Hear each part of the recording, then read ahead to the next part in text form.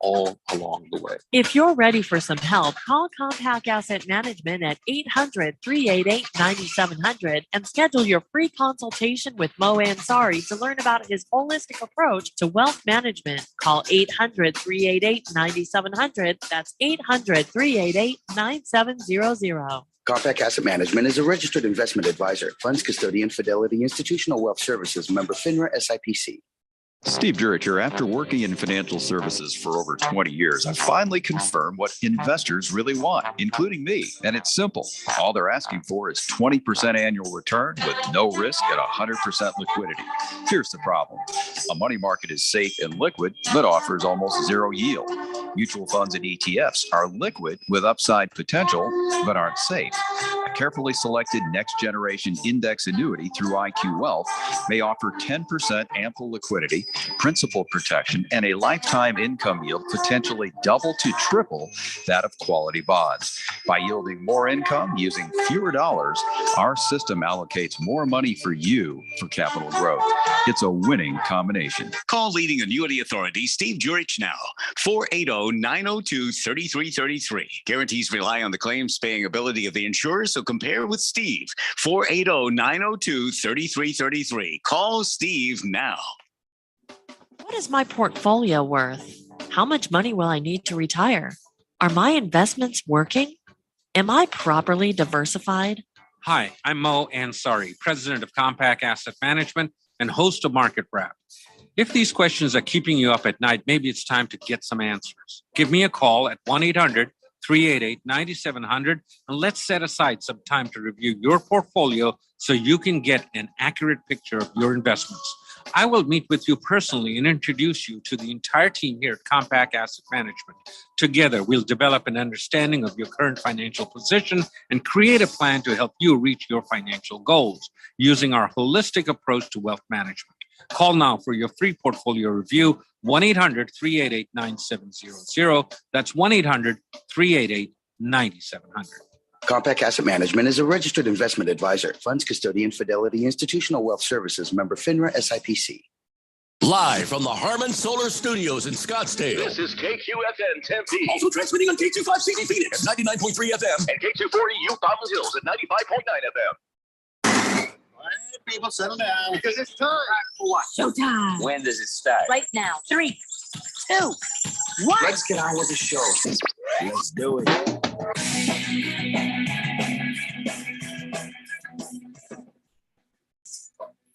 All right, everybody. It's Wednesday, right? Thursday? I don't know what day it is. I'm pretty sure. I think it might be Wednesday. Do we have can we get some confirmation on this? It is indeed Wednesday. From the Weather Center, Chief Meteorologist Randy White reporting it is Wednesday. All right, so Wednesday it is, and this is the Daily Blender. I'm your good friend, your radio pal, Jeffrey O'Brien, alongside Randy White. Got Keon Rose in the control room, and you guys are on the Fanatic text line, 888-368-1580, as we broadcast live in the Harman Solar Studios in Scottsdale. And due to restraining orders, Randy is at home, and now I'm in the studio. So that's just the way it's going to have to be. Nothing can keep me away. One day, one way or another, I'm going to get you. Don't you blondie me. I'm going to get you. I'm going to roll up that restraining order and beat you, like a bad dog is what's going to happen. One way or another, I'm going to find you. I just all you got to do is just stop doing what you're doing, and we can go have lunch again. Tell me what to do. Well, okay, just understand. I love you, but I'm not in love with you. So just stop it. Been saying that for 30 years. By the way, today is National Grilled Cheese Day. Oh, I love grilled cheese. Don't you love grilled cheese? Miss Kim, I don't know what her magic is, but she makes the best grilled cheese. I would have had one for lunch if I'd have known it was today. Yeah. Oh, so that you'll do. Eat a hot dog with ketchup for Berg, who has cancer. No.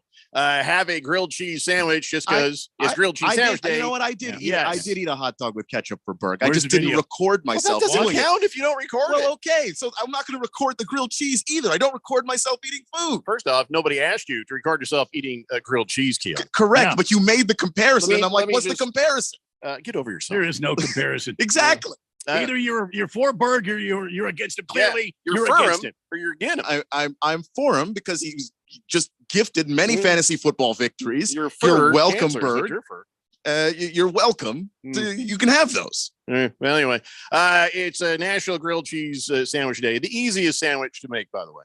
Hey, all you got to do is butter the bread, slap some cheese in the middle, and put it on the pan at like medium, and just flip it now and then. And then, oh, wow, it's done. It's not hard. I don't know what Miss Kim does, but man, she does something. Do you always to the cheese? Eat the grilled cheese with tomato soup? Because tomato soup is the perfect partner to a grilled cheese sandwich. I mean, if you're pairing another food with a grilled cheese, tomato soup, obviously. Yeah. Bacon. I've never had a grilled cheese and bacon sandwich. Tonight, I'm going to go home and have a grilled cheese and bacon sandwich because I know you're not going to believe this because I don't believe it either. There's leftover bacon in my fridge. What? How is that possible? What? I don't know. It was just one of those days as things were busy. And every Sunday, I'm making a pound of bacon. And we sometimes have a couple slices left over, which get chopped up and put into other breakfast things later in the week. But there's more than a few slices of bacon in this baggie. Yeah. That's what I'm doing. And honey, if you're listening, if we have the tomato soup, that's coming down too. Tonight is the night. Oh, I'm very excited. How have I never had bacon in a grilled cheese sandwich? Oh, I don't know. Bacon grilled cheese Have you done it? with Have you done tomato? it? I wish. Don't bring tomato into this stuff. What's wrong with you? Tomato soup. Oh, okay. I thought you were like trying to put vegetables on my grilled cheese sandwich. I don't even like tomatoes. That has awakened my senses as well. I may have to step out for a few moments and go make one myself. Oh, calm down. Have Miss Kim make it for you. You stay on the mic. We need you on the mic. So, Keon, wait a second. You don't like tomato, but you like tomato soup. Yeah. Fair enough. I like green onions, but I don't like big old fat regular white onions. I don't care for that. So, yeah. I mean, everybody's got their thing. I won't judge. But by the way, everybody loves a grilled cheese sandwich. They actually did a poll. Only 4% of Americans don't like them. Can you believe 4%? This is probably the one thing that will unite the internet. Nothing else. Everybody else fights over everything, and there's always nastiness and ugliness. This is the rainbow moment where Kermit Frog starts singing about the rainbow connection, and I don't know, for some reason, Ray Lewis, not Ray Lewis, Sugar Ray shows up. I don't know. Everybody just loves everybody. Yeah, not Ray Lewis. He hates everyone. Anyway, so the grilled cheese sandwich. Well, I think I kind of nailed it though, Randy, because they're easy to make. I think that's maybe why they're so popular. That's what it is, or it's such a great, a great taste. Also true. You got the cheese, you got the buttery goodness in the bread. Oh yeah. And it's one of the cheapest sandwiches you can buy too. Absolutely. As long as you don't go to that place. There's a restaurant in New York that they actually are the people who make the world's most expensive grilled cheese sandwich. And $214. Let me show you. And I think what that is there in the picture along with the grilled cheese sandwich, it doesn't even look very thick, does it? No. I think that might be tomato soup in that glass. I'm not sure. I haven't read the whole story. Pink tomato soup. So the restaurant is Serendipity 3, and they're known for selling the most expensive milkshake for $100, the most expensive fries for $200, and the world's most expensive dessert for $25,000. But the $214 grilled cheese sandwich, they've had that for years, 10 years almost. You got to order 48 hours in advance, and here's why it costs so much. The bread has Dom Perignon champagne baked into it. It's cooked in a truffle butter with edible gold flakes mixed in, and the fancy Italian cheese comes from cows that can only be milked 2 months out of the entire year. Once it's cooked, they stick more edible gold flakes on the outside for no good reason. And then they serve it. Oh, that's not tomato soup. I'm so pedestrian. That's a lobster bisque dipping sauce. Of course. Of course it is. Probably tomato based, but still, I think lobster bisque is anyway, which is basically fancy for tomato soup. I'm pretty sure that's what bisque means. Yeah, it's lobster and tomato soup. Right. So that is, no, come on, man. $214. How about $2.14? And I'm going to make me like 4 grilled cheese sandwiches for $2.14. I haven't really done the math on it, but I'm pretty sure it's cheap as hell. I think if you break it down, that's what it is. Break it down now. So enjoy some grilled cheese sandwich on National Grilled Cheese Sandwich Day. Isn't that wonderful? Some of you out there, this may be the only thing you have to enjoy today. And here, let me tell you why. The Diamondbacks fell to the Brewers 7-1 last night. And right now, some pitcher named Castro looks like he was trained to give this game away, even though the Diamondbacks were up pretty mightily there earlier. We'll keep you up to date on that. But other good news, though, the Giants beat the Dodgers last night. 5-0. Guess who's 500? Hooray! They wear blue. Yes. And then, of course, last night watching the basketball, the Hawks were able to hold out against the Heat. How about that? Baby sweaty hair. The Hawks beat the Heat, and they will move on to the next part of this. You know what I didn't know, because I don't pay attention, is that the losers from last night get to try again. Yeah. What the hell is that bull crap? Because they're the 7 and 8. I know it's still bull crap. So seven gets in, and then 8 has to play 9. The winner of 9 and 10. I can't stress enough how much that's bull crap. But the loser of 9 and 10, you're done. This does not feel like an adios tournament at all. Reminds me of the old joke: why is 6 afraid? Because 7, 8, 9. Randy, I did that joke last week. Yeah, and I got a laugh. Yeah. Well, I shouldn't have. Well, in fact, I think I asked for somebody to blow the whistle on me. Yeah, there it is. That's for you, Randy. Kyle G says, I fail at grilled cheese. Always starts good, but somewhere along the line, I start adding things, and boom, it's a Monte Carlo. Yeah, that's not bad. Why mess with perfection? Yeah, hey, listen, if you want to build your, some people do your build your own bear place. Well, do you want to do your build your own grilled cheese sandwich? Well, I'm not going to say anything about it. Have you ever had a BLT grilled cheese? Isn't that just bacon, lettuce, tomato grilled cheese? Isn't that a BLT melt? Isn't that what they call that? Well, I don't know. I thought I discovered something wonderful. Trying to impose vegetables on my grilled cheese sandwich. Oh, it's so good though. You got the cheese on one side, you put the bacon on the other, and then you have the L and the T in the middle. I'll have one of those. Hold the L and the T, please. Wow. Let's see. Kiss the Cook says, my grilled cheese, grilled mushrooms, grilled onions, tomatoes, bacon, pesto aioli on sourdough. That don't even sound like a grilled cheese sandwich anymore. Like no part of that sounded like a grilled cheese. That just sounds like a different kind of sandwich. You got to give that a different name, Kiss the Cook.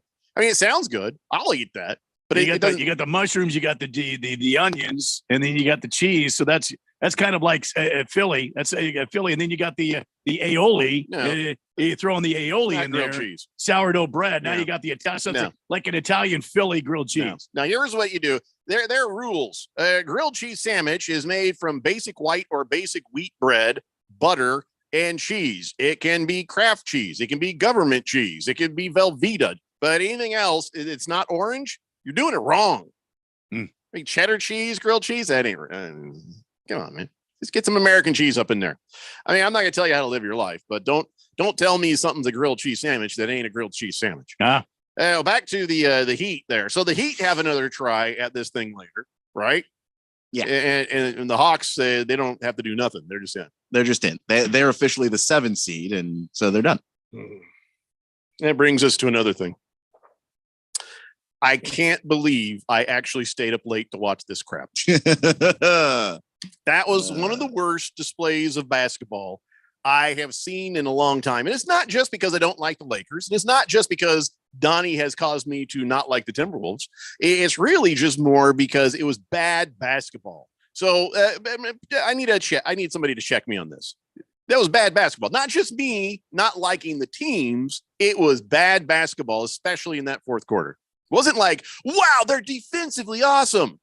These teams both played bad basketball in the fourth quarter. Well, yeah, I mean, that one late in the fourth, the double turnover where the Lakers turned it over, and then the Timberwolves turned it right back to the Lakers. Yeah, it's just one of those games where you when you're watching, kids play peewee football, and it just doesn't look like either side actually wants to win the game. That's what it felt like in that whole fourth quarter. Just who wants to win this? Not I, said the Lakers. Yeah. Not I, said the Timberwolves. They just kept going back and forth. Like none of them wanted to win. It was ugly. It was a 19-12 fourth quarter. Of course, the Lakers, I guess, wanted it more because they're the ones who punched it into overtime. Well, actually, no, it was the Timberwolves that got it in overtime because of Anthony Davis fouling on a 3-point shot. Yeah. You're like, oh, clearly the unibrow connected does not connect more of the brain cells, because what a dumbass play that was. A very, very low basketball IQ play. Oh my God. It was horrible. And then at the very end with when Schroeder makes that 3-point shot, and he they're doing this thing here, this ice in the veins thing that they're doing. You seen him do that? Yep. Like, hey, look here's my veins. Look, there's ice in them. One of the dumbest damn things I've ever seen. Which I hate that. I don't mind it. It's a celebration of some kind, and everybody has one. But when you play that game, you don't get to do that. No. And here's one of the things. You see how LeBron, he didn't even make the shot. He runs up there and does the thing. And then back here, Schroeder's doing it at the bench. That should have been a technical foul. It was. He was looking right at him, and you're not supposed to do that. Didn't get a technical. That should have been a technical foul right there. Well, it is the Lakers. The NBA wants the damn Lakers in the playoffs. Congratulations. You got the Fakers in the playoffs. And now they're going to be taking on Memphis on Sunday. Memphis on Sunday. Oh, Memphis kicks their ass. And beyond, I mean, it could happen. But I hope beyond Memphis sweeps them right out of the damn thing. Beyond the fourth quarter, I just thought specifically for the Timberwolves, Anthony Edwards was just building a house of bricks. Yeah, I mean, 0 for 9 Clunk. from 3. Clunk. Clang. Just couldn't Clunk. hit anything. And I'm Clunk. just like, dude, stop shooting. You're not making anything. Anytime I saw the Timberwolves try to drop a 3, I was just, my wife was sort of falling asleep, and all she heard was, "Oh my God, both sides of the ball. Oh, what are you? Oh, duh." She's like, "Are you pulling for anyone in this?" And I'm like, "No, actually, no, I'm not. I just was hoping for some good basketball. And I'm not going to get that either." Well, all of the work that the greats of the game, Bob Cousy, Oscar Robertson, Dr. J, Bird, Magic, Jordan, and then the Timberwolves and Lakers just went and set the game of basketball back 30 years. Mm-hmm. It's just some of the worst basketball I've ever watched. Okay, so it's not just me. No, I don't like them. It was bad. It was basketball. Bleeping terrible. Okay. That's All right. no, it's So awful. nobody can say I'm being too hard on these guys because of Ralph and Donnie. Donnie, I saw him on here. Where'd he go? Donnie says Adam Silver must be happy today having his baby boy advance. Yeah. I mean, you could go conspiracy theory on it if you'd like to, but Anthony Edwards was 3 of 17 from the field and 0 of 9 from 3. I think that is the reason why you lost by 6. If he had made any of those, literally any of those, it's a different game. Harmon Solar Ralph says you should change the name of the show to the Daily Haters. Why? I'll think about it. Actually, that's not bad. The Daily Haters. Only when we talk about the Dodgers or the Lakers, just whatever. Kiss the Cook says, "Oh yeah, government cheese makes the best grilled cheese sandwich. You just have to set your burner close to hot as hell for that stuff to even melt ever." The bread has to be just black because that's the only way to get the cheese to do anything. Yeah, or you have to maybe toast the bread and melt the cheese and then it where it needs to go. That might be a better option.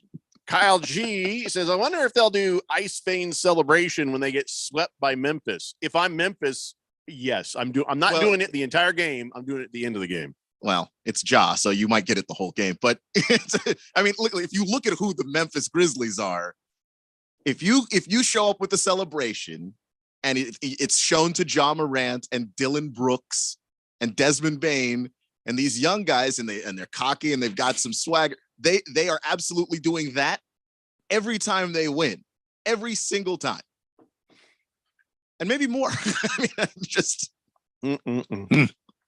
Mr. Wilbur says, hey, I had a grilled cheese sandwich today on sourdough bread. Didn't even realize it was National Grilled Cheese Day. So go me. Congratulations. Thank you for celebrating. Wow. You're actually at the right moment in a trend.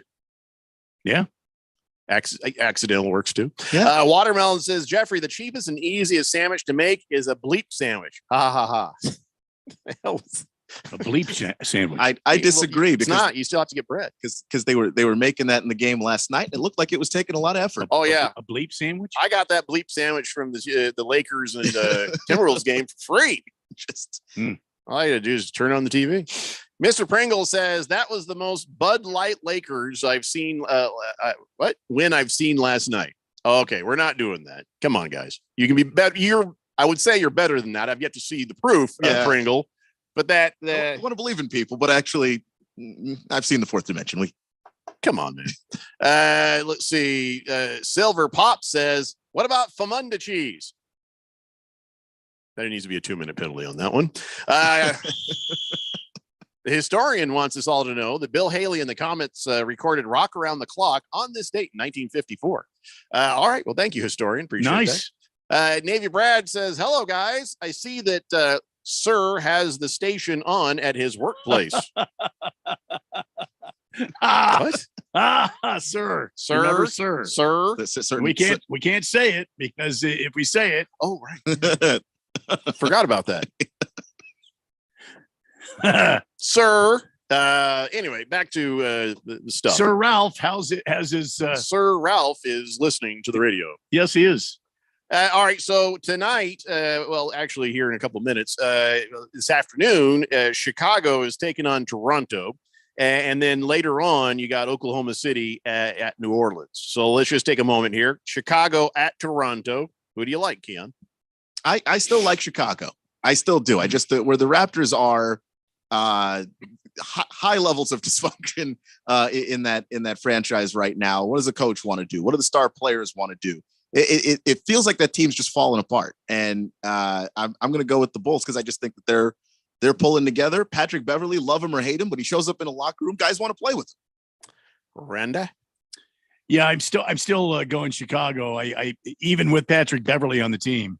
I think they are a more realized team. I think right now the Raptors, unfortunately, are in a bit of a disarray, and I don't think they've got playoffs in them. So I wonder if he'll change it from too short to too Canadian because they're in Toronto tonight. Or too short, Izzy from the morning show, he stopped by my office on his way out. He always checks in, just says, hey, how you doing? And I could tell his body language. He's kind of like that whole, like, I'm talking to you, but I'm trying to walk away from you at the same time. And then he's like, I was like, hey, how you doing, Izzy? He's like, yeah, I'm getting ready to go watch my Chicago play the Toronto. And I thought in my head, I had an evil thought. Izzy, if I start talking to him, he's afraid to leave. I almost just started a huge conversation with him just to make him late for his game. And I was like, nah, that'd just be cruel. Why would I do that? Okay, let's talk about the rednecks of Oklahoma City and the drunks of New Orleans. Randy, go ahead. Tell me what you think about this one. New Orleans is a pretty damn good team with or without Zion. So I'm thinking I'm going Pelicans in this one. I can't go Pelicans just because I can't take their name seriously. So I'm going OKC, even though honestly, A, don't care. B, I don't know anything. What do you say, Keon? I mean, I'll be rooting for OKC because I like the guys on their team, and I like when a team is trying to build. Yeah, you say you watch them quite a bit from the ground up. Yeah, I mean, they've been building for a while, and I like it when teams do that instead of sometimes trying to go for the quick and easy. I don't know. Let's try and trade and get 3 superstars and make it happen. They're drafting their way through the process, and I like that. But I just don't think they're ready yet, and I'm going to go with the Pelicans too because I just think that when you have CJ McCollum on a team and Brandon Ingram and the way that those guys play the game. Trey Murphy's playing really good ball too. The Pelicans are deep. I mean, Zion or no Zion, like Randy said. Are they quoting Nietzsche in the huddle? I mean, how deep are they? I mean, as a roster. I see. Yeah. I was like, man, that's like Phil Jackson territory there. I mean, CJ McCollum strikes me as a guy who probably reads philosophy, but I don't know. All right, we're going to take a break. When we come back, let's talk some baseball, not just Major League, but also ASU. Something interesting happened last night, and I want to caution everybody about that interesting thing. I caution you. It's the Daily Blender here on 1580 The Fanatic. This is Brent Musburger's Action Update on 1580 and 99.3 The Fanatic. The best way to start betting smarter is to sign up for a free VSiN subscription at vsin.com/subscribe. That's vsin.com/subscribe. Major League Baseball tonight. The Texas Rangers home to take on Kansas City. It'll be Nathan Eovaldi going up against Brad Keller. Texas favored by a 1.5, -118, while the Royals are -142 on the money line. Kansas City +146, Texas -174. The over-under run total in Arlington is 9. San Francisco Giants hosting the LA Dodgers. Alex Cobb against Clayton Kershaw. The Dodgers -1.5 on the run line, +105. San Francisco -126, getting that 1.5. The over-under run total tonight is 7.5. I'm Tony Desiri with your VSiN Action Update on 1580 and 99.3 The Fanatic. Finding great people to hire can be like trying to find a needle in a haystack, but not with ZipRecruiter. Their powerful matching technology delivers so many qualified candidates. It's like finding a needle in a needle stack. In fact, 4 out of 5 employers who post on ZipRecruiter get a quality candidate within the first day. For less hay and more needles, head to ZipRecruiter. Try ZipRecruiter for free at ZipRecruiter.com/free. That's ZipRecruiter.com/free. ZipRecruiter, the smartest way to hire. Are you a planner? Do you like to plan ahead? Then, of course, you already have a plan to call Harmon Solar, right? Bruce Jacobs here. It should be at the top of your list to get solar now and enjoy huge savings next summer. Up to 85% on your monthly bill with 0 down and no payments for 12 months. Then you can plan what to do with all that extra money. Harmon Solar is a family-owned, women-owned, local company that uses top-of-the-line equipment. Call Harmon Solar 800-281-3189 or go to harmonsolar.com. So we were in Times Square taking selfies with all the lights. I bought a shot glass. I bought a snow globe at this little shop. You know, I collect those. Then we grabbed a slice at this super secret spot. It smelled a bit funky outside. I heard they don't have alleys. They don't have alleys. They don't have alleys, but they certainly have people. Lots of people. When everyone's vacation sounds the same, It's time for something different. Go on a real vacation. Go RVing. Learn more at GoRVing.com. It's back. The second annual Fire and Fairways Charity Golf Tournament presented by Kasai Japanese Steakhouse is Monday, June 5th at Silverado Golf Club in Scottsdale. Supporting Arizonans for Children, helping foster kids since 2002. Early entry is just $160 and includes fabulous lunch and drink celebration at Kasai Japanese Steakhouse, Scottsdale. Win a trip to the 2023 Ryder Cup, a Pebble Beach golf vacation, a 2-year car lease from Coulter Cadillac, and much more. You can help. Be a sponsor or donate a prize. Go to fireandfairways.com. That's fireandfairways.com.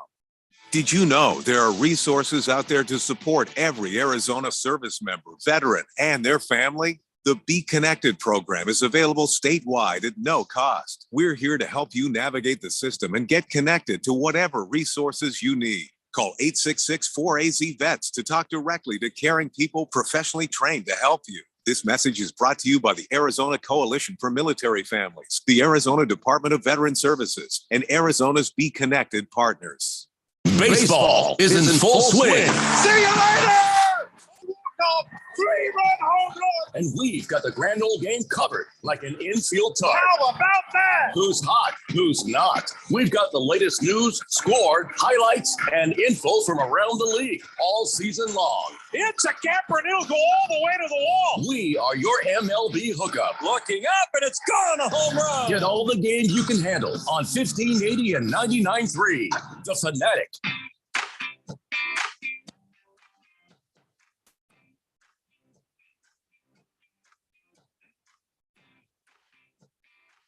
Pleasure here on 1580, The Fanatic. And I know I think I've said this in the past, but I just have more evidence on why it needs to happen. We need to shut down Ohio. Ohio needs to be shut down. What's happened now? Shut it down. Pack up everybody. Don't even let them take their stuff because their stuff might be tainted.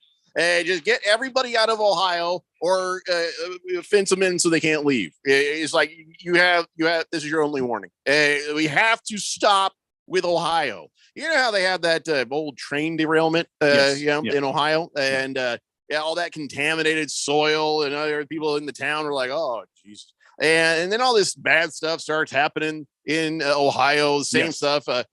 This train derails, that truck falls. Well, now, to make matters worse, a truck was carrying 40,000 pounds of contaminated soil overturned. Oh, boy. So a truck carrying toxic soil from the train derailment overturned 4 miles out of East Palestine. So now you've got 2 toxic spills in the same area. EPA is even like, we're not going anymore. We're just we're gonna tape off the entire state and we're going home. We're had enough. And I guess a truck hit a ditch and a utility pole, and of course now you've got you have tainted soil, you have toxic stuff, and now everybody's power's out. Congratulations, Ohio. Boy, that's what you call winning, huh? That Cleveland tourism video that was on YouTube a million years ago has never been more relevant. You think LeBron is called up? People's like, could you just take me off those videos, please? Although all that toxic stuff, all that chemical, could explain LeBron's hair. I'm just saying it could, exposure, the water. Yeah. There's that. I'm just saying, Bronny and Bryce and LeBron's family, they live in California. That's just saying. As soon as they could not live in Ohio anymore, they chose to not do that. Yeah. I mean, because we say a lot about LeBron. He ain't stupid. He'll build schools in Ohio, but he's not living there. Here's a school. Good luck. I'm out.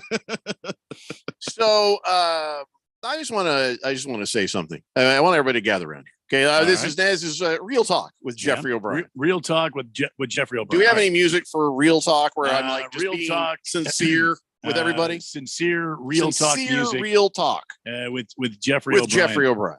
Real Talk with no. I guess I should have told you this earlier. I feel like do something like this. Might be a bit much, but it'll do. All right. Let's see here. How about, I feel like the Masters music would work perfectly, even though they'd probably sue us. Masters music. I don't have any Masters music. No. Just some. No, you don't. It's too recognizable, Key. Okay, I can't do that. Something like that. No, that's frou-frou. That's too frou-frou. But you got a last chance. I really don't have anything. Sorry. Can we work on that? It'd be great if this show had a producer. What are you calling this now? To talk. What is it? Real Talk with Jeffrey O'Brien. Jeffrey O'Brien. Yeah.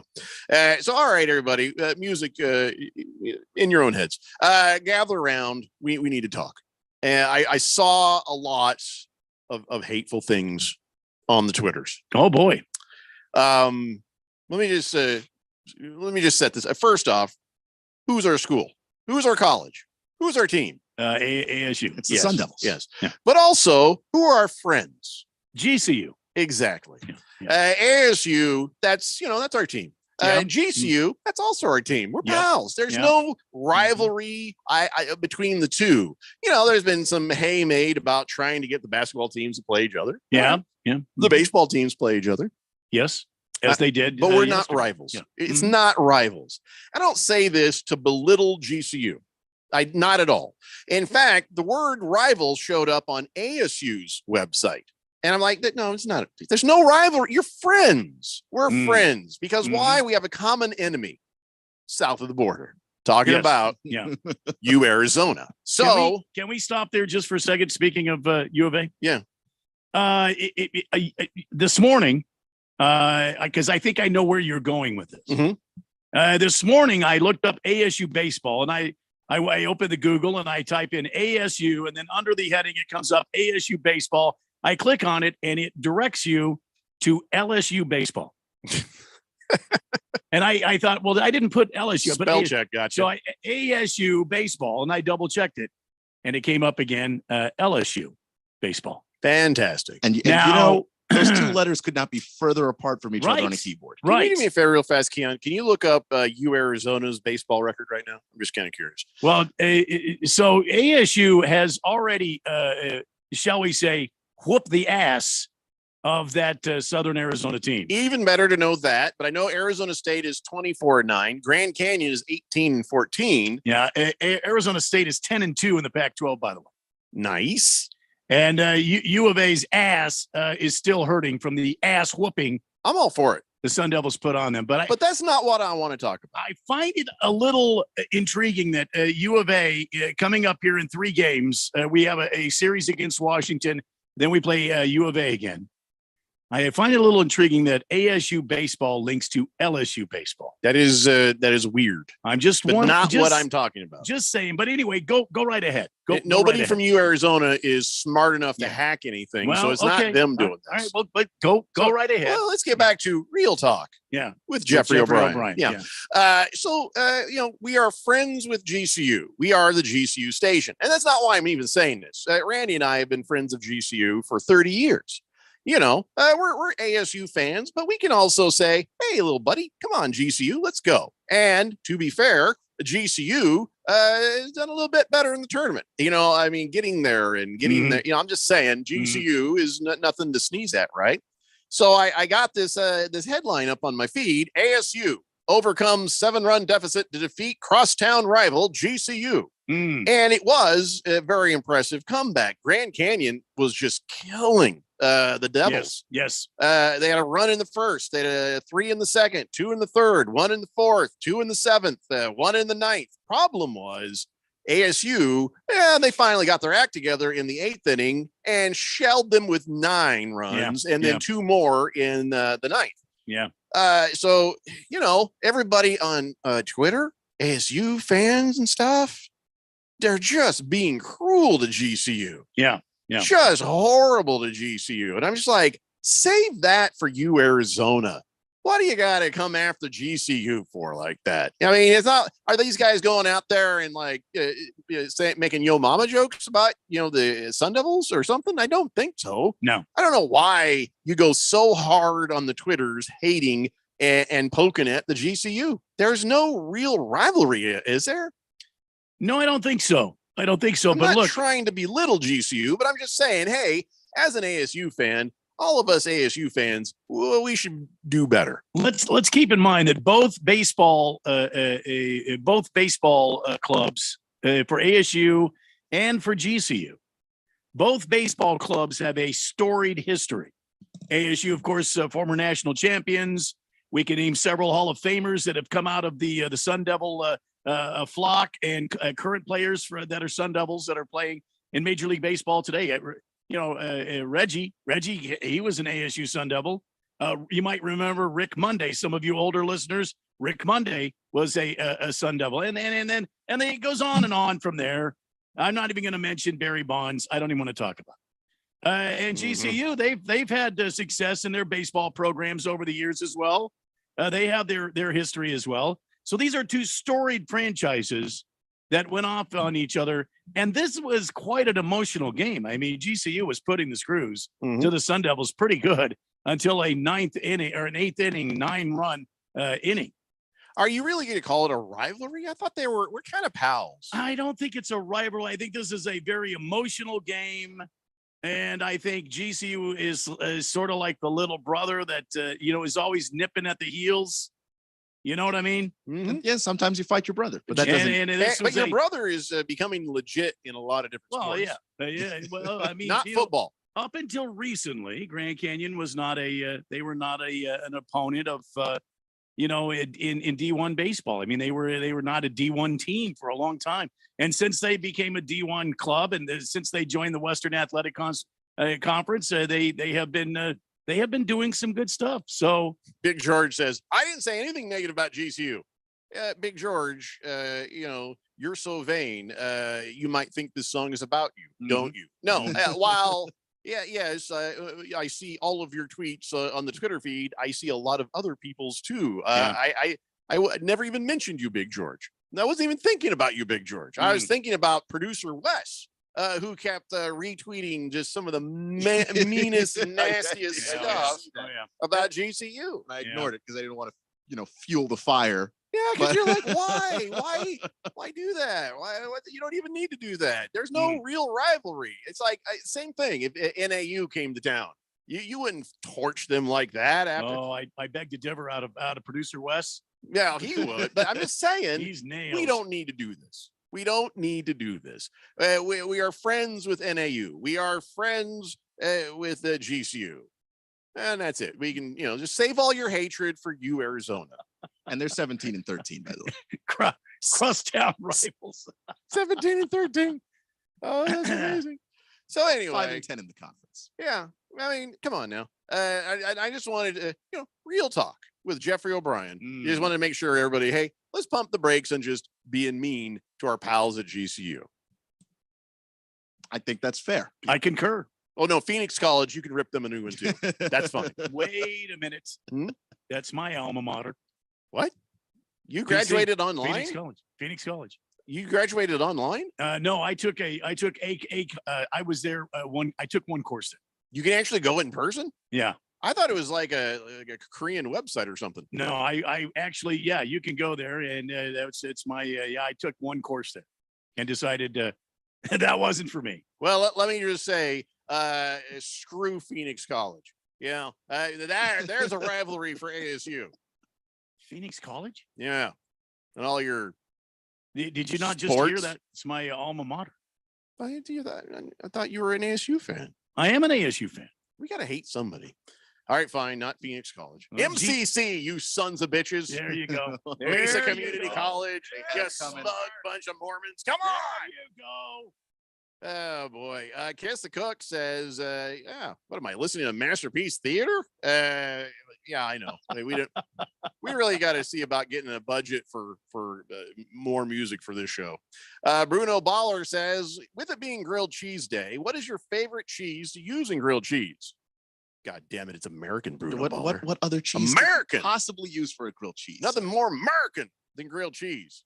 I haven't looked it up, but I bet it was invented in America.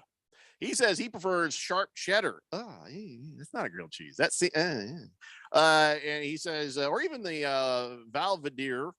Some use. I've also had it with smoked Gouda and provolone. I just genuinely like provolone as a cheese, but for my grilled cheese, I like the American cheese. Live your best life, Bruno Baller, but it ain't a grilled cheese. Straight Striper says, sincerity music for Jeffrey? I don't think a sincere song mixed with a backhanded facetious melody exists. Let's see what the fourth dimension can come up with. All right, I'll entertain any ideas for that. Lost Toby says, new rival, Paul Mitchell. Is that a university? I don't know. Paul Mitchell? Isn't that like shampoo? I don't know what he's talking about. Yeah, I thought that was a line of hair products. Who's the guy who had the dancing school? You know, you take dancing lessons. What's that guy's? You know what I'm talking about? Oh, I know what you're talking about. I know what you're talking about. F that guy. First thing that came up, Paul Mitchell, the school, hyphen, a school in Phoenix. Is that a beauty school? It is. Modern beauty school and salon. That is the new Apollo Hair College. With students providing cuts, color, and hair treatments. Paul Mitchell, the school. Our newest rival. It's the Daily Blender here on 1580, The Fanatic. Without the ones like you who work tirelessly to keep things running, everything would suddenly stop. Hospitals, factories, schools, and power plants, they all depend on you. No matter the weather, emergency, or time of day, you're the ones who get it done. At Grainger, we're here for you with professional-grade industrial supplies. Count on real-time product availability and fast delivery. Call, click Grainger.com, or just stop by. Grainger, for the ones who get it done. Arizona offers thousands of helpful resources for service members, veterans, and their families. But navigating the system can be confusing and overwhelming. Call 866-4AZ-VETS to talk directly to caring people professionally trained to help you. Get connected to resources and benefits at no cost. Just call 866-4AZ-VETS now. This message is brought to you by the Arizona Coalition for Military Families, the Arizona Department of Veteran Services, and Arizona's Be Connected partners. My friend and I are taking a trip to Mexico this year, but neither of us speak Spanish. So we downloaded Babbel and started learning Spanish fast. Want to start getting conversational in another language? In as little as 3 weeks, Babbel's quick 10-minute lessons were designed by language experts to be the most efficient and effective way to learn a new language. ¿Cómo te llamas? ¿Cómo te llamas? Babbel, language for life, celebrating 10 million subscriptions sold. Now try Babbel for free at Babbel.com. That's Babbel.com. Scott for Scott's here. Do you hear that? Bring the mic in close. That's not how the grass should sound. There's weeds everywhere in this lawn. It's time to take action with Scott's Turf Builder Triple Action. It gets 3 jobs done at once. Kills weeds, prevents crabgrass, and feeds your lawn so it keeps growing strong. Ah, much better. Get a bag of Scott's Triple Action today. It's guaranteed, or your money back. Feed your lawn. Feed it. Hey everybody, Mark Asher back to tell you about my great friends over at the Lund Mortgage Team. You know, the Lund Mortgage Team has been doing their thing for over 2 decades in the Valley, helping thousands of people in Arizona save money on their loans, get the best rate. They're mortgage brokers. They can shop it around for you. And now more than ever, it is so important to have a mortgage professional that's been around, that's seen the high rates, low rates, everything in between, because look, there's no sugarcoating what's going on right now. The rates are higher. However, the supply and demand, the whole how many houses are for sale in Arizona and what's going on, it's gone in favor of the buyer now. So if you're going to buy a new home, it is important to go and get that rate. Whatever that rate is, it's not going to be your forever rate. That's important to think about. So lock it in, get the house of your dreams, and move on. But let the people at the Lund Mortgage team do their job. All the heavy lifting from start to finish. They'll find you the best rate out there. Call 623-875-9940, 623-875-9940, or online, londonmortgage.com. Your home for sports. 1580 and 99.3 The Fanatic.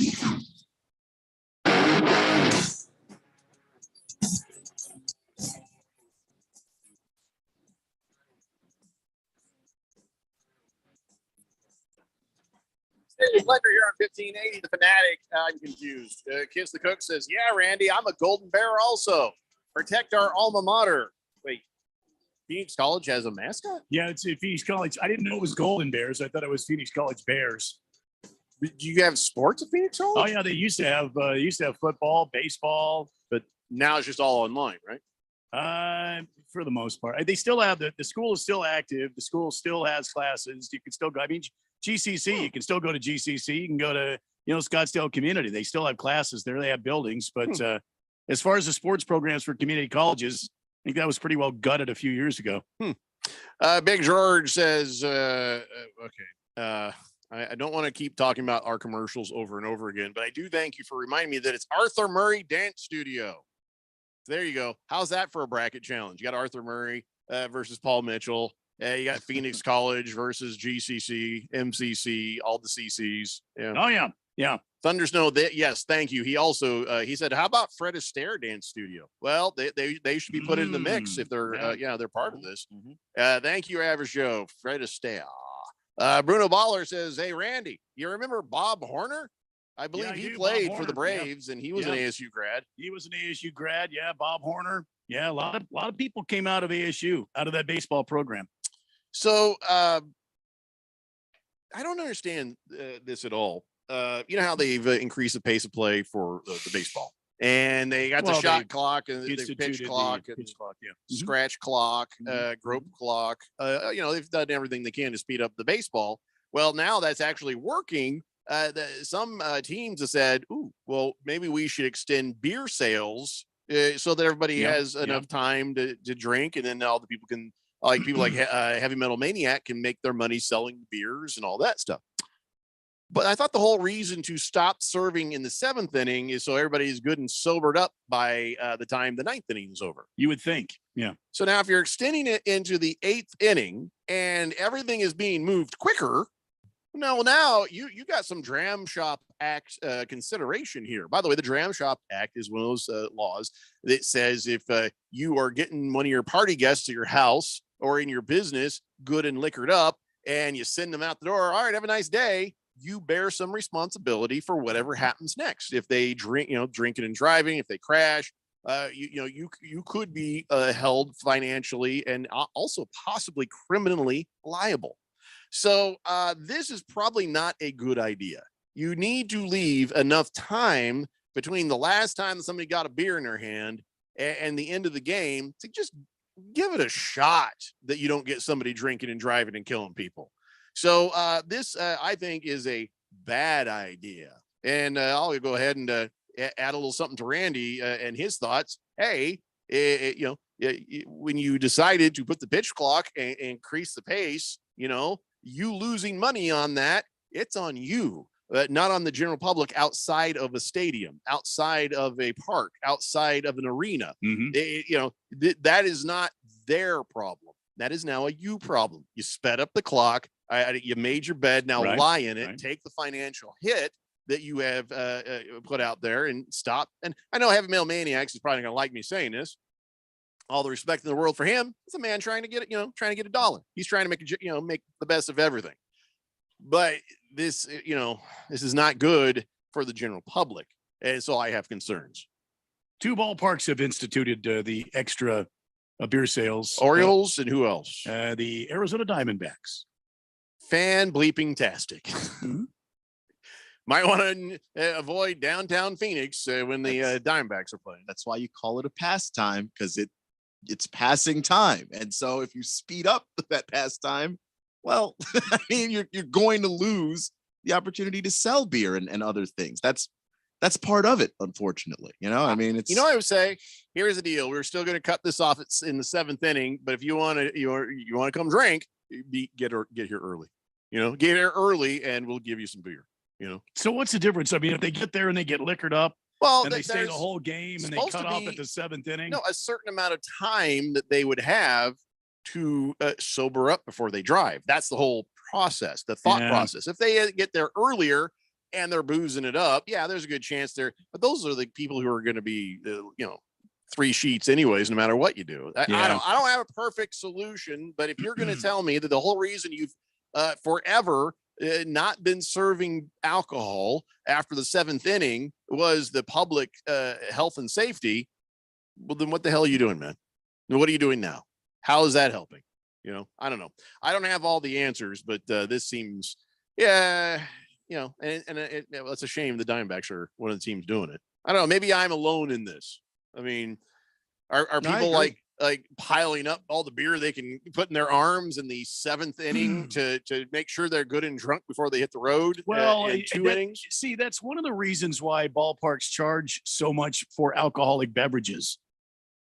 That's one of the reasons, so that you can't sit there and just drop money on booze all day long. I'd say that's one of the further less reasons down the Well, list of just it making might money. be, but I mean, that's one of the reasons why they have such an expense on alcohol. I mean, I've read several articles on that, on why it's so expensive. Yeah, okay, it's a money-making business, yes, but you have a captive audience, and you don't want a bunch of, you don't want several thousand drunks on your hands.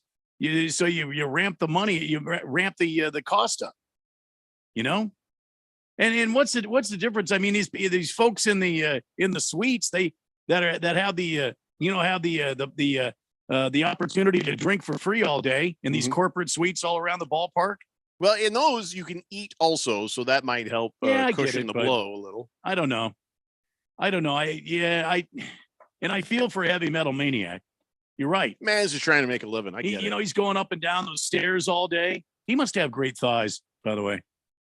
I do not want a picture His of Heavy Metal posterior- Maniac's thighs. His posterior must be amazing. I don't want a picture of his We posterior. think about that. He's carrying, and his back muscles. Don't He we must need have to like see his back muscles? A rippling back, I know. full of muscles. I'm going to His block back must look like him Randy from sending Johnson's. photos. You know what I mean? And because he's been lugging that thing all around the stadium for how long? Oh my God. Pictures are not needed. He probably puts on those Jordache jeans. Wow. Pictures of you in your jeans not needed.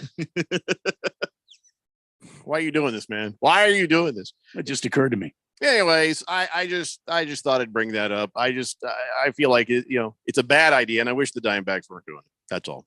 888-368-1580. Let's talk about the things in baseball. By the way, the Diamondbacks did ultimately win 7-3 over the Brewers, and now let's just hope the Dodgers lose tonight so we can laugh some more.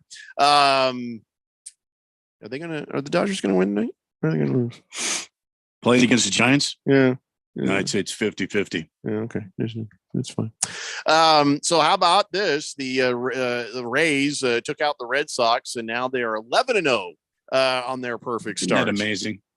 See how far it can go. I mean, I'd love to see him hold that and own it. How far do you think that, in your opinion, how far do you think they'll go, Jeffrey?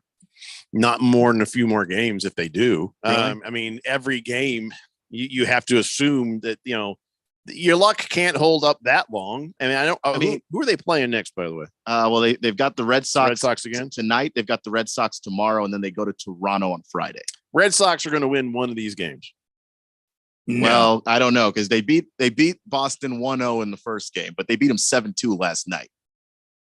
I mean, they're putting up runs. I mean, if you go back to the last series, and obviously it's the A's, and the A's suck. I have a hard time believing that they went 9-5, 11-0, 11-0 back-to-back games. They're hitting the ball. I don't know. I'd love to see it too, Randy. I'm not trying to speak bad juju on these guys, but right. Beating the Red Sox 4 times in a row, beating any team 4 times in a row. I know that this is where they are at 11-0, but it just can't. So you think the Red Sox win either Boston's the worst today team in or that tomorrow? division. I don't know. Now Keon's talking me out of it. Maybe they do make it to 13. I don't know. I just statistically it doesn't. I mean, listen. Well, Chris Sale's on the hill tonight, so he's pitching for the Red Sox today, right now. But they are in Tampa. and then they leave, and I believe they go to Toronto. I mean, if they were to beat the Sox, they were to sweep the Sox, and then go to Toronto, because they start a pretty good road trip. They go 3 in Toronto and then 3 in Cincinnati before they come home to take on the White Sox. They need 3 more wins to own the record. The Blue Jays are hitting the cover off the damn ball already. In 1987, Milwaukee Brewers. In 1982, the Atlanta Braves. They were both 13-0, and nobody's done anything like that since 1900. So it's been tonight would be 123 12, right? years. Tonight would be 12 if they win. Yeah. And then tomorrow would be tying the record, right? 13. Right. So they need 3 wins in a row. I'll give it to them. I think they'll do at least 3 in a row. I'm not saying I say it's unlikely, but I'd love it if it did happen. Don't get me wrong. King of Kittens says at Phoenix Muni, speaking of Sun Devils baseball, the light and foul poles are the originals that were installed at the Polo Grounds in 1940. Willie Mays' famous over-the-shoulder catch in the 1954 World Series, and you see their long shadow cast across the field there. And Willie Mays hit the first spring training home run at Phoenix Muni when it opened 10 years later in 1964. Wow. Well, that's how that. So what they purposefully said, hey, we want those, send them over here, and they put them in the field. Well, that's cool. I never knew that. Did you know that? I did not. Keon's going to say he knew that. No, I'm not going to say I knew that. I did not know. Keon that. is, I knew that. I knew that. You guys are pedestrian. Thunder Snow says, with the name Heavy Metal Maniacs, I bet that dude is probably ripped. You think? Don't need the pictures. Yes, he is. I believe he is. 100%.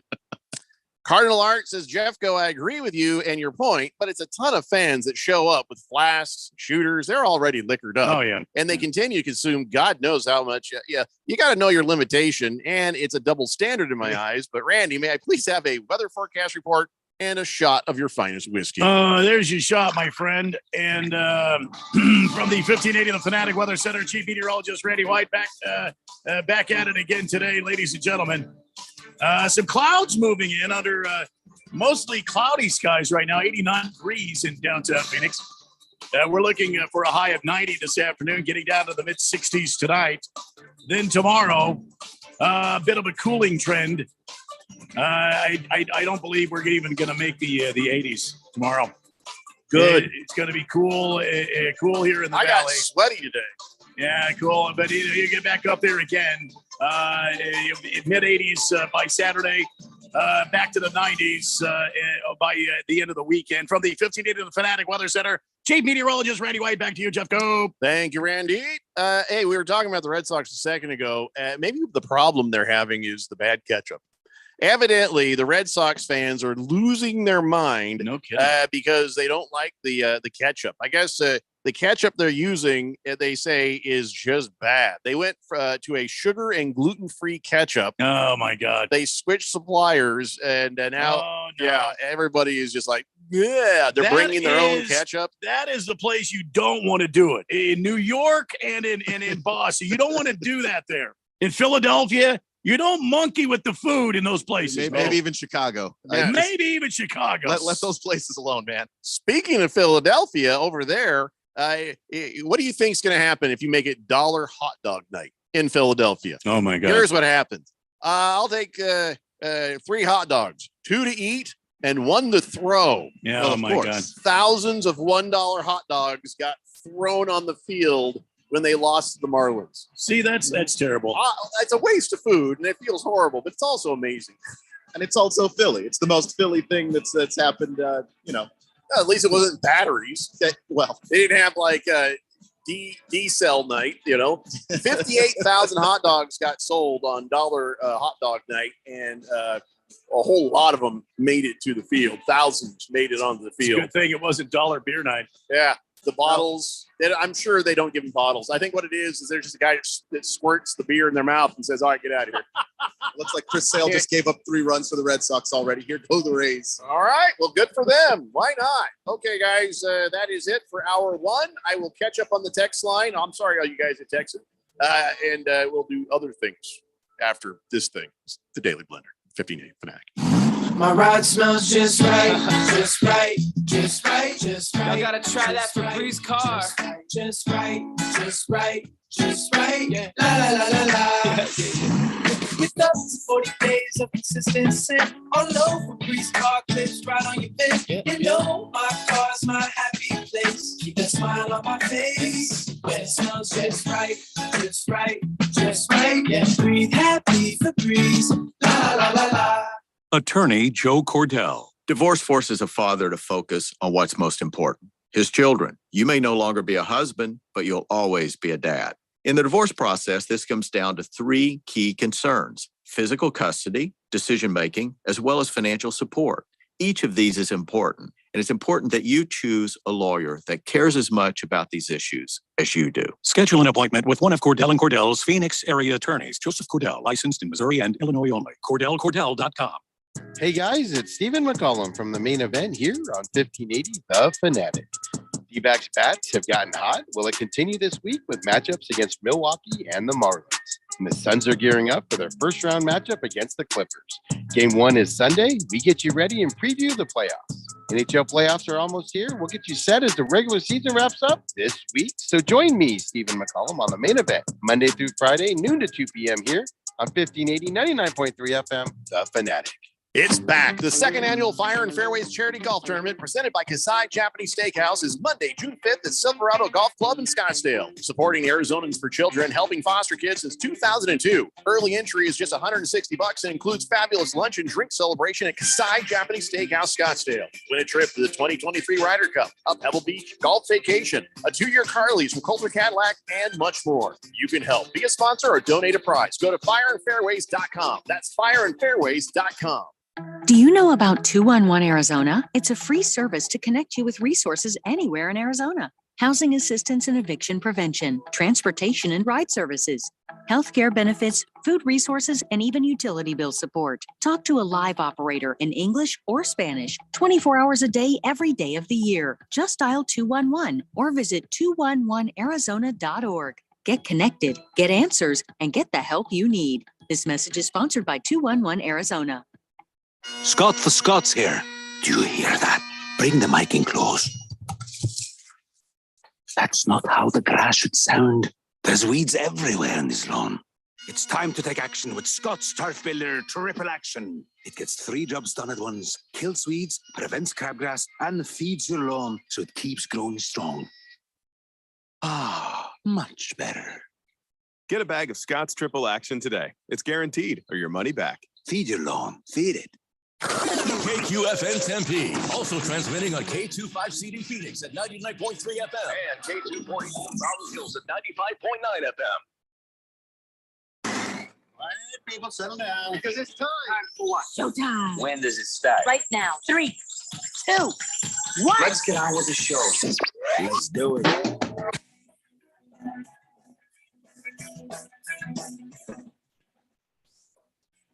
All right, everybody, it's 4 o'clock here on the Daily Blender. I'm your good friend, your radio pal, Jeffrey O'Brien, alongside Randy White.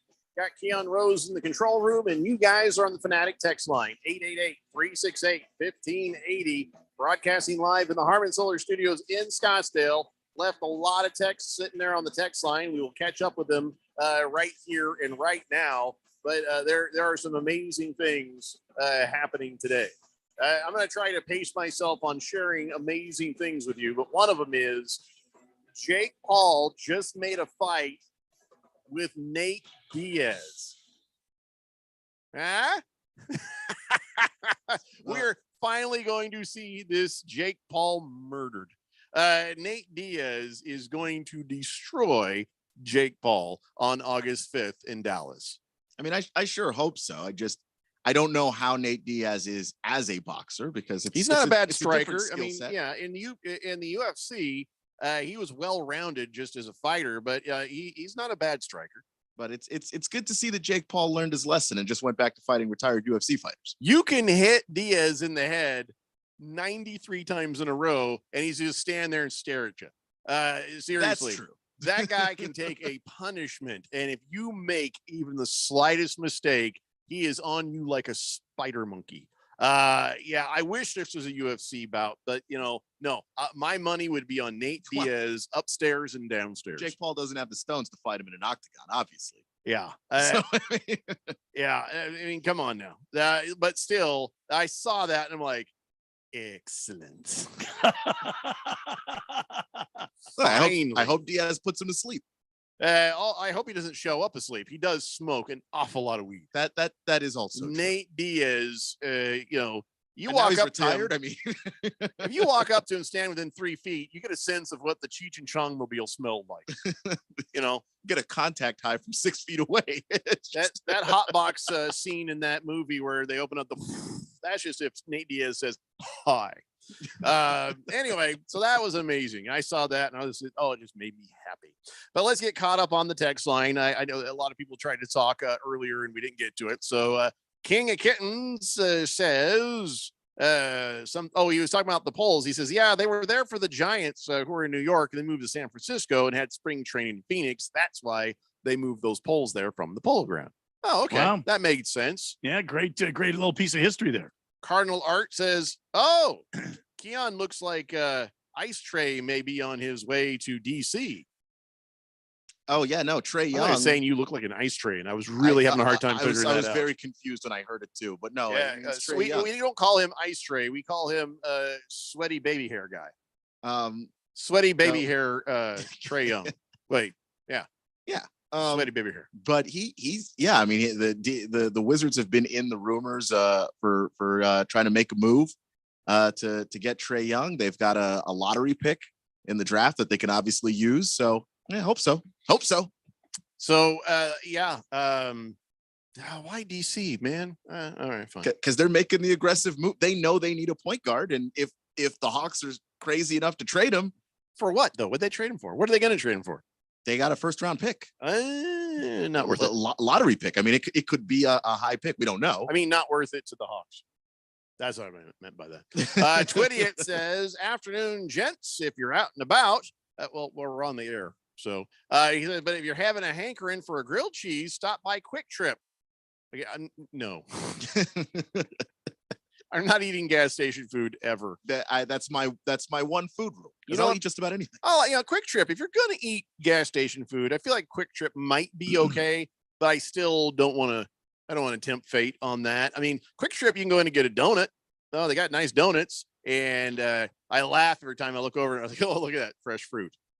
Air quotes, fresh fruit.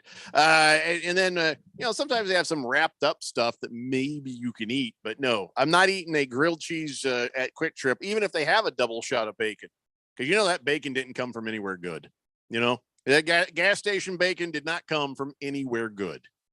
If you eat any dairy product or meat product made in a gas station, you are out of your mind. And I see people do it, and I'm like, Godspeed. I don't know. So, Twitty, I need to know some things. If you're eating grilled cheese from Quick Trip with bacon, how old are you that your stomach can handle that sort of thing?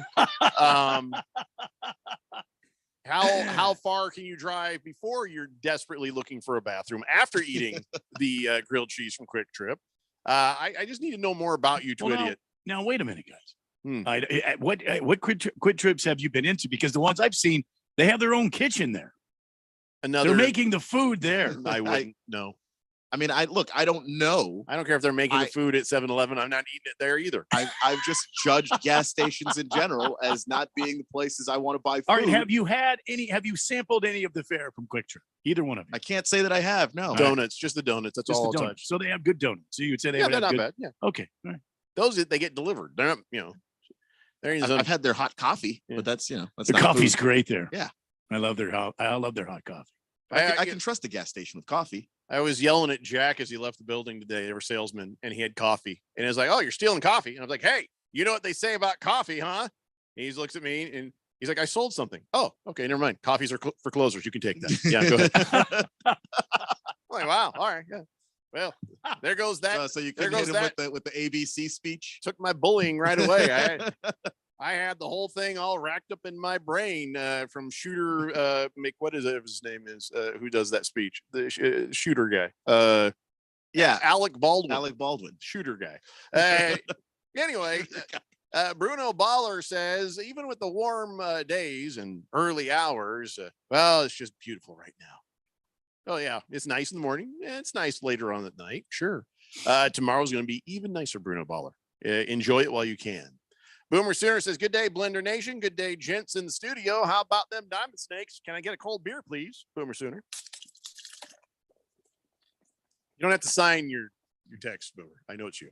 Hookem Hottie says, I was the in-game host for Sun Devil Baseball out at Phoenix Muni Stadium, and it's always a great time out there. ASU baseball is doing really well this season, by the way. Oh, yeah, we figured that out when we compared everybody's records, and ASU was, doing very well, and everyone else wasn't.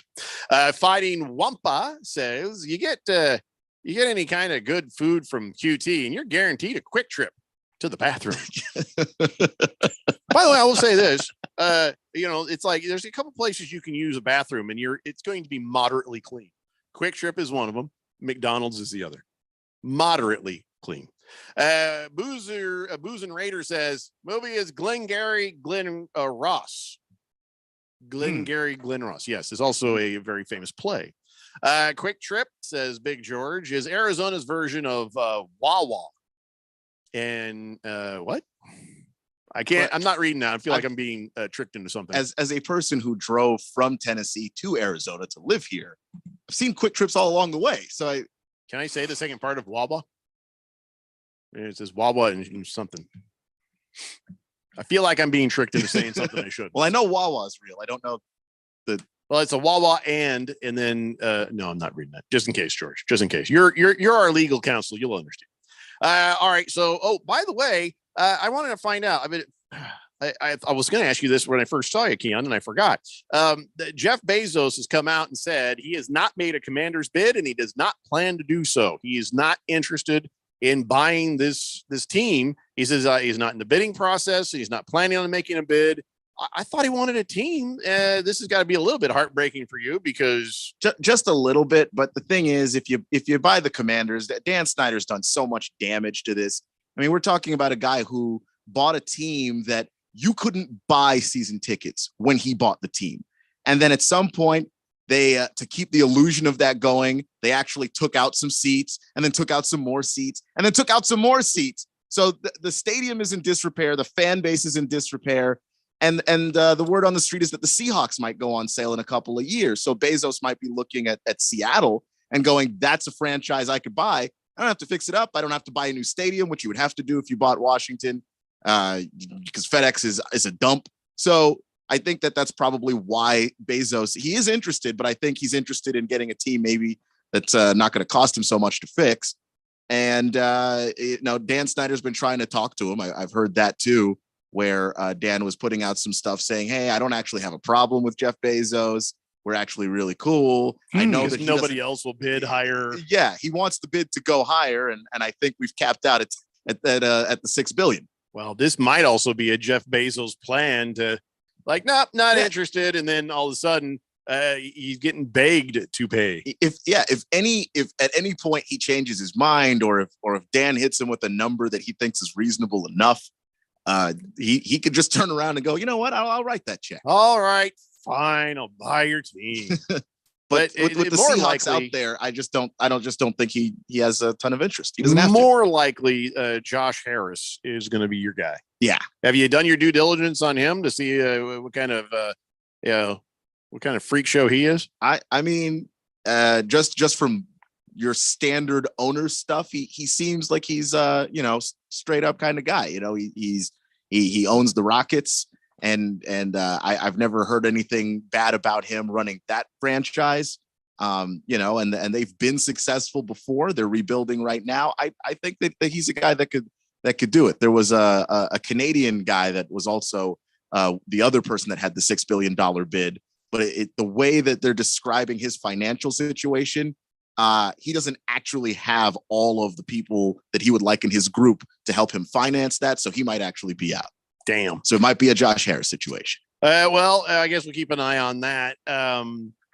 Wawa for life, says Average Joe. Okay.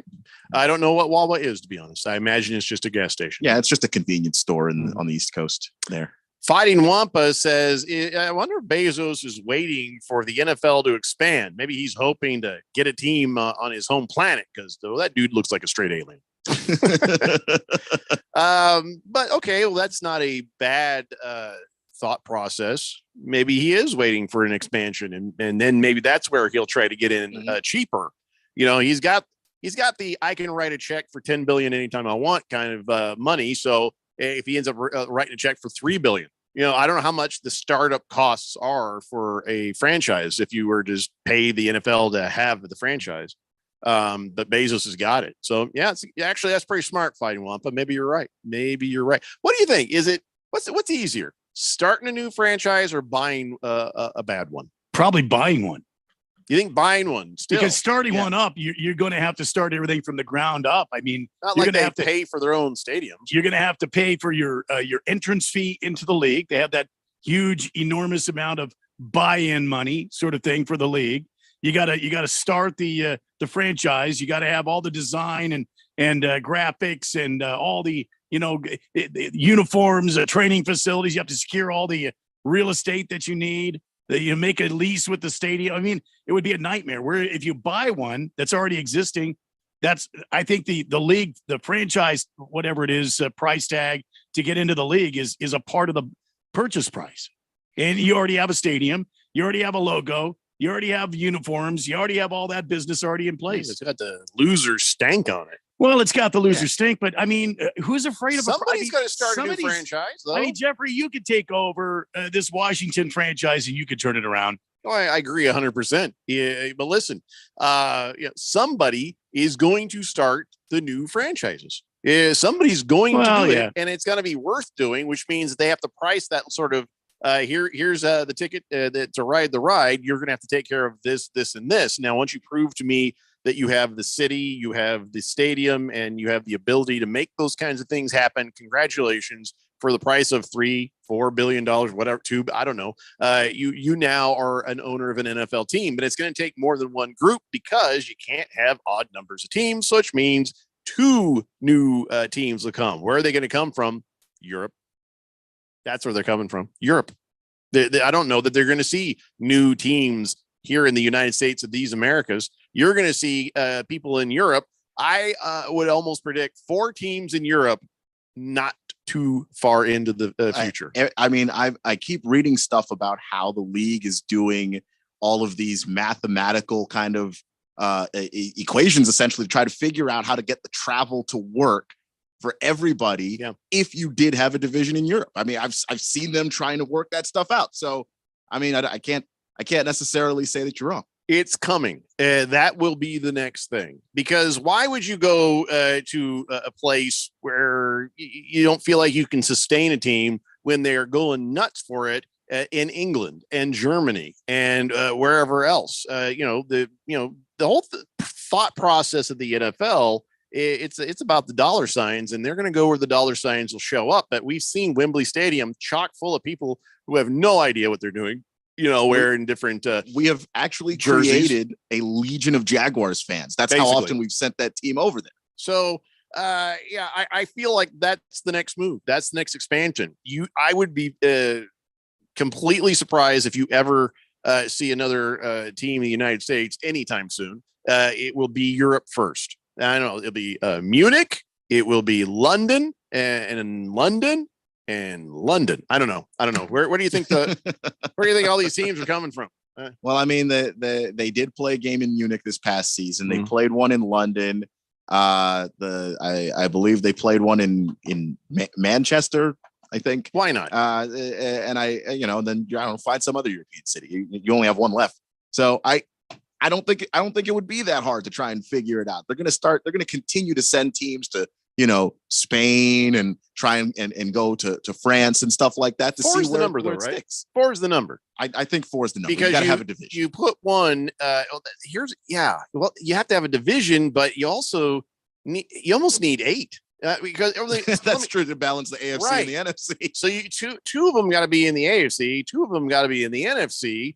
And then you got 2 instead of 4, and there's 4 divisions in the AFC and the NFC. So, you see where I'm going here? Yeah, or maybe you go to Europe, and then they've been playing a couple of games in Mexico. So maybe you find a couple of cities or a couple of regions near here, and then you split them that way, and add 2 to each conference. And I don't know how you balance it from there, but they've had uneven conferences and divisions before, so I don't think they'd be that bothered to do it again.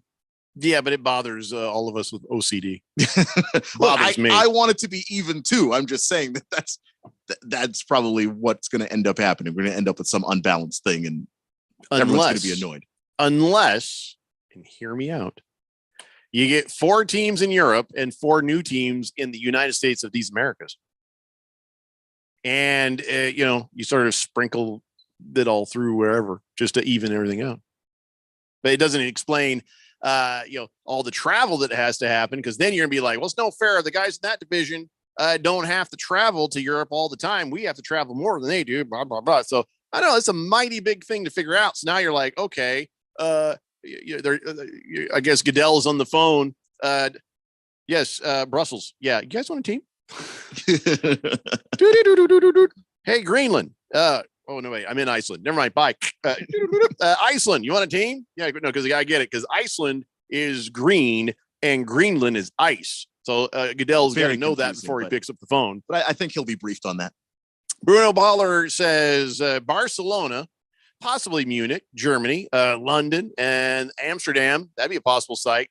Listen, if we were reluctant to let the teams go to Vegas, we can't be sending these guys to Amsterdam, because you're going to lose half your team before the game starts. If to whatever reason you want to imagine in Amsterdam.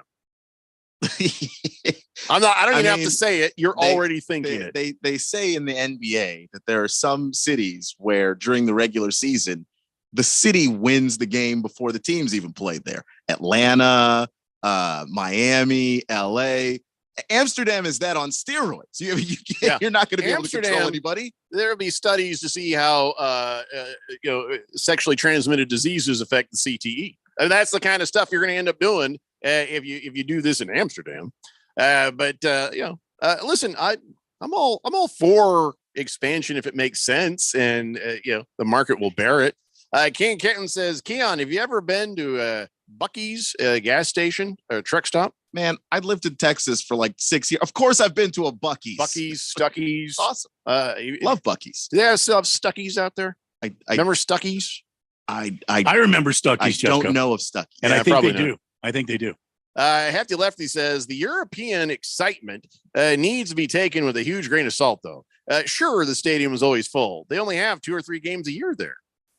I feel like if you can put 100,000 people in a damn stadium, you can put 30, 40 in a stadium every week. I think so, Hefty. Bob Shrisky says, hey there, fellas. I think this new theme is better for the hometown fans there. The Cards would have more Randy-like fan base if they were homegrown. You're saying, Eric, we need a new team here or where? You don't understand what you're saying, Shrisky. Do you guys understand what you're saying? I don't understand. You might have to He might be saying, expansion here in Phoenix for an NFL franchise. I don't know if that's probably a good idea. But Swirsky, explain yourself, and we'll get back. And a bunch of other people who have a lot to say about this sort of musing that has turned into a thing. It's the Daily Blender here on 1580, The Fanatic. If you have unfiled taxes or are in debt to the IRS, this is important news. The IRS just rolled out a new program to help struggling taxpayers more easily resolve their tax problems. It's called the Taxpayer Relief Initiative, and it opens up powerful new options for people looking to get back on the right track with the IRS. And no one knows this program like the professionals at Optima Tax Relief, America's most trusted tax resolution company. They've resolved over $1 billion in tax debt for their clients and have the expertise and experience to help you. One easy call to Optima can start the process, helping to put an end to your worries of wage garnishment, asset seizure, and other aggressive IRS actions. Make today the beginning of your fresh start with the IRS. Call the experts at Optima Tax Relief now for your free confidential consultation. Call 800-704-9936. 800-704-9936. 800-704-9936. Optima Tax Relief. Some restrictions apply. For complete details, please visit OptimaTaxRelief.com.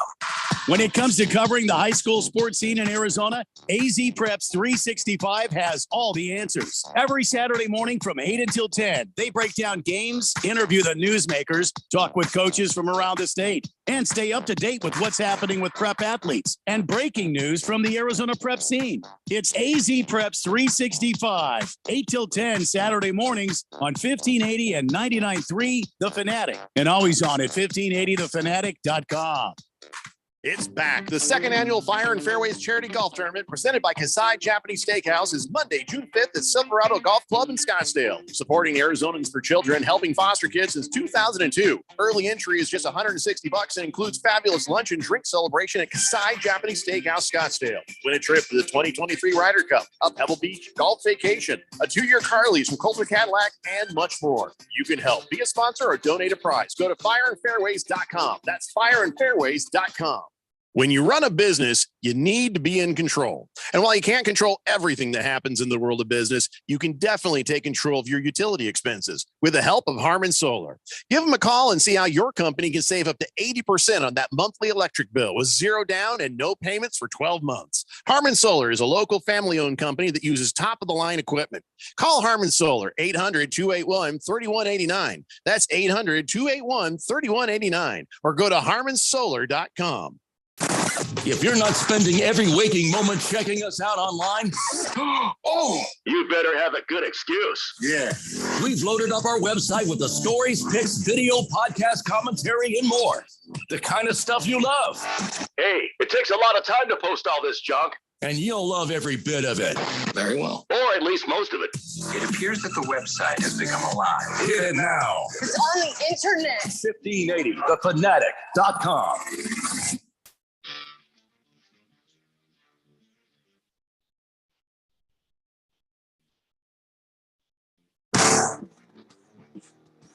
Steve Blender here on 1580 The Fanatic. And okay, I got to make some sense of this text line right now.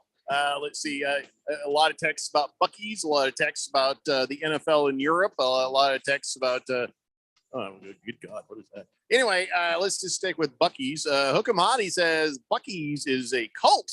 It's not a gas station. I own a lot of Bucky Beaver clothing. That's a mascot then, huh? Bucky Beaver.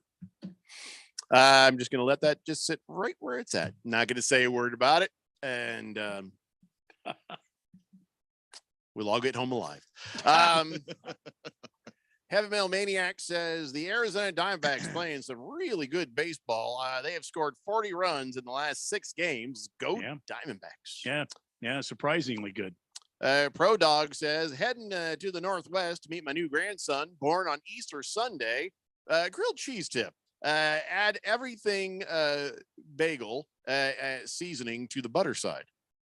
You can get everything bagel seasoning? Oh, yeah. Yeah, it's in the seasoning aisle. Thank you, Randy. I just didn't know it existed. Oh, yeah. Sometimes everything bagels are kind of, but the ones from Einstein's, those everything bagels are perfect. But thanks for the tip, Randy. I'm going to try that out. And thanks for the tip, Pro Dog. And congratulations on your grandson. Did they name him Jesus? Because, or Chris, maybe. Yeah. Cristo. Big George says, here's what you do. Have 8 new teams. All right. 1 in London, 1 in Amsterdam, 1 in Paris. Okay. Nobody said Paris wants NFL. I mean, that team would just give up in the first quarter anyways. We surrender. Maybe smoking on the side. I do not care. Of course, I can't imagine if you played at ASU and then you just got drafted and they were like, yeah, you got drafted by the Paris team. Well, bye. Guess I better take up smoking. And they'll be smoking while playing. You'll see the smoke come. Quarterback in the huddle. Just these bourgeois. Okay, so another one in Madrid, 1 in Berlin, Frankfurt, Munich, and Cologne, Germany. George, you just looked at a map and shouted out names. There's no information that says that all of those places. I guarantee you Paris don't want one. I'm not sure Spain is that interested. And you don't want to have a bunch of Germans involved because after a while they're going to try to take the whole damn thing over. Well, they did have the German NFL. They NFL in Germany was the World very League. big. Yeah, they played in Berlin, and then as far as Spain, they do have a Spain. We will blitz every time. They have a Spain plan for this season, I think. Yeah, I'm just saying. I didn't say they don't like it. I don't know if it's a good idea. Yeah, you give them too much power, and the next thing you know. Hamilton Porter says, how about relegation? The worst four go to the XFL and USFL every year. Best two from each of those leagues move up. I like the idea, but it will never, ever happen. Why? Because the NFL and the XFL and the USFL are all different, and the XFL and the USFL are not going to be around much longer. That's my prediction. I mean, that's a fair prediction. Yeah. Blissel Hayes says this NFL European expansion has nothing. I'm just pausing because the damn computer's thinking. Sometimes you think I'm dramatically reading somebody's text. It's just still loading the rest of it. I don't know. I may not even have internet right now. I can't even tell. Well, let's try that again. Blissel Hayes says this NFL European expansion has nothing to do with winning, losing, or fairness. What's it all about? The money. You are correct, sir. Mm-hmm. That's true. But if it's going to happen, you got to lean into it. Try to get people to enjoy it. Cardinal Art says we can all go to Puerto Rico, like the top 3 center, and Buckeyes is now a convincing groceries store gas station truck. Oh, Buc-ee's is a convenience grocery store, gas station, truck stop, eatery. You name it, best store hands down. It's gigantic. And it Cardinal is Art, a little store. Maybe some punctuation would have helped me read that easier. I'm just saying, nothing. Just I had to. I'm pretty good at interpreting stuff. They always see that on like a social media where it's you read it backwards. If you can read this backwards, I could read those things backwards on air. My mind does do that. So if I can read those things backwards, or if it's all numbers and I can just, or if it's all, what I'm saying, my mind just click. I can read it just as well as I can read regular English. I am the opposite of dyslexic. I'm proslexic. And so just keep that in mind if you hear me stumbling over your damn texts. You have broken the equipment in my brain. Sometimes when things are not quite right, just so you know. Bob Shrursky says, well, I agree with Randy there saying that inheriting a used franchise is cheaper. A new one is better for the hometown fan base. Cities will take pride in a team that builds itself from the foundation in the town that birthed them. That is true. That is true. Look at the Diamondbacks. But is true. It's possible to take a we franchise. Put up with that crap for how long? That stinks. I mean, it just let's look at Washington. George Preston Marshall had the team at the time, and it was a loser. He owned a losing team, and then Jack Kent Cook owns the team, and that's when they won all the Super Bowls. Then Dan Snyder has the team. So if you want to be the Jack Kent Cook that follows Daniel Snyder, that would be greatly appreciated. All right, now who's that guy with the ball right now? On the Bulls and Canadians, who's the guy with the headband and the no frills head? Who is that guy? That guy just goes again to prove my theory. Every NBA team has a goofy white guy. I think it's like it's like a thing. You have an NBA team. There must be a goofy white guy on every team. But who is that Chucky from Rugrats looking guy right there? Who is that right there? You see him? Oh, this guy? No, not that guy. That guy. Is it? Oh, LaRusso. Yeah, that's Caruso. Caruso or LaRusso? That's the Bulls guy. I thought you were talking about the Raptors guy. So I was like, well, they have their own goofy looking white guys. I'm just saying. Jakob Poeltl. Throughout these NBA playoffs, remember what I've said. Each team has a goofy looking white guy. Caruso's fun though. God bless him, keeping hope alive.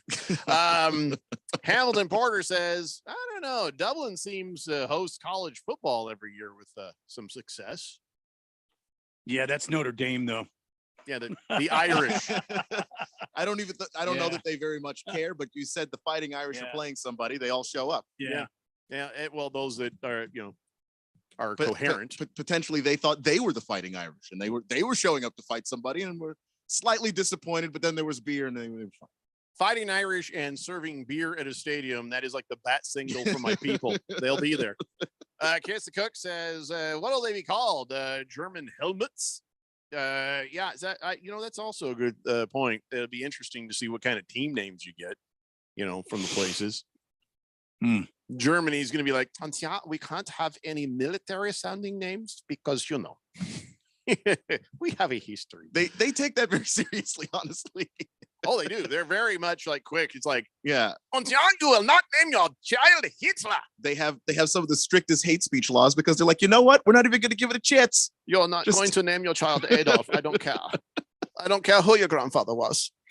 Can we talk about cars for a minute? Sure. You know me. I'm a big car guy. I love cars. Yes, you are. And we haven't talked cars in a while. And one of the things I do want to relay to you is something you'd be surprised to know. I have a lot of police officer friends, and through the years, Randy and I, when we were first doing music radio, we had people in their squad cars pulled over listening to us, and then it was before texting. There was a thing called calling people on the phone. Oh yeah, and they would call us and give us a hard time, and it was all good fun. And I remember that detective. I was on air and I was saying, I want a badge. I want a badge so I can walk around the radio station and, I can intimidate the other coworkers. And so this detective came over and not only brought me a little Phoenix Police Department patch because he's a detective, so he didn't need this stuff anymore. He gave me his actual police hat. And he says, hey, just take the metal badge off that thing there and you can flash your badge. I'm like, take it off. I'm wearing a hat. What are you, nuts? I have a lot of affection for our fine police officers, but also I will hold your feet to the fire if you're a dirty, filthy, brutal racist or guy just likes to beat people up. So anyway, I remember this story. This is why I told you all these things. I was talking about something with one of my police officer friends, and I was talking about honking my horn at somebody. And he's like, yeah, I got to be careful with that. What are you talking about? This guy did a thing. I honked at him. He's like, yeah, you got to be careful with that. He says, let me tell you a story. One time I'm directing traffic and this lady is sitting there and she felt like, oh, this is taking too long. She starts honking the horn. So he stops track in every direction and walks over and says, don't do that. Don't honk the horn. When I'm ready, I'm going to let your side go. So he goes out there, starts directing and teach her a lesson. Her side doesn't get to go for quite some time. And so then he's directed all that honk, honk, honk, honk. And he walks over and says, I warned you, pull over there. I'm giving you a ticket. And she's like, it's freedom of speech. You can't do that. He says, no, it's illegal use of emergency equipment. And I'm giving you a full ticket. And if you want to see me in court, I will be there with bells on. And this woman was a Karen before Karens were even a Karen, And so, yes, just make sure you guys know this. Your speech protected by the First Amendment, your horn is not. That is what is classified as emergency equipment. And you can be cited for illegal use of emergency equipment. So now, back in 2017, this is a court case that's been going on for a while. A woman in California, Susan Porter, she got cited, same thing, unreasonable use of a vehicle horn. She honked 14 times as she drove past some protests. So now she's been fighting this fine ever since, claiming it resulted in censoring her and by refraining her from using her vehicle to express for expressive purposes. Federal appeals court has just ruled honking a horn is not protected as free speech. It is emergency equipment. Now, when you honk your horn, when somebody is backing up, you're like, honk, honk, hey, look out. It's a lookout sound. It's not the you have pissed me off sound. It's a warning sound to make sure if somebody's coming over in your lane, honk, honk, to get their attention. That is emergency equipment. And now let's all be honest. We've all used it for anger. I've pulled up outside of houses and honked at people. Get in the car, But as far as the law is concerned, that is illegal use of emergency equipment. So the court said there should be regulations on excessive horn use because its primary purpose is to alert others to a traffic safety hazard, not to use your First Amendment speech. So, but they have ruled that it is not free speech. So remember that as you're driving down the road, you want to start honking at somebody like an idiot. That if a cop is around, he may cite you for it. And there's no point in going to court. You will lose. So there you go. Wow.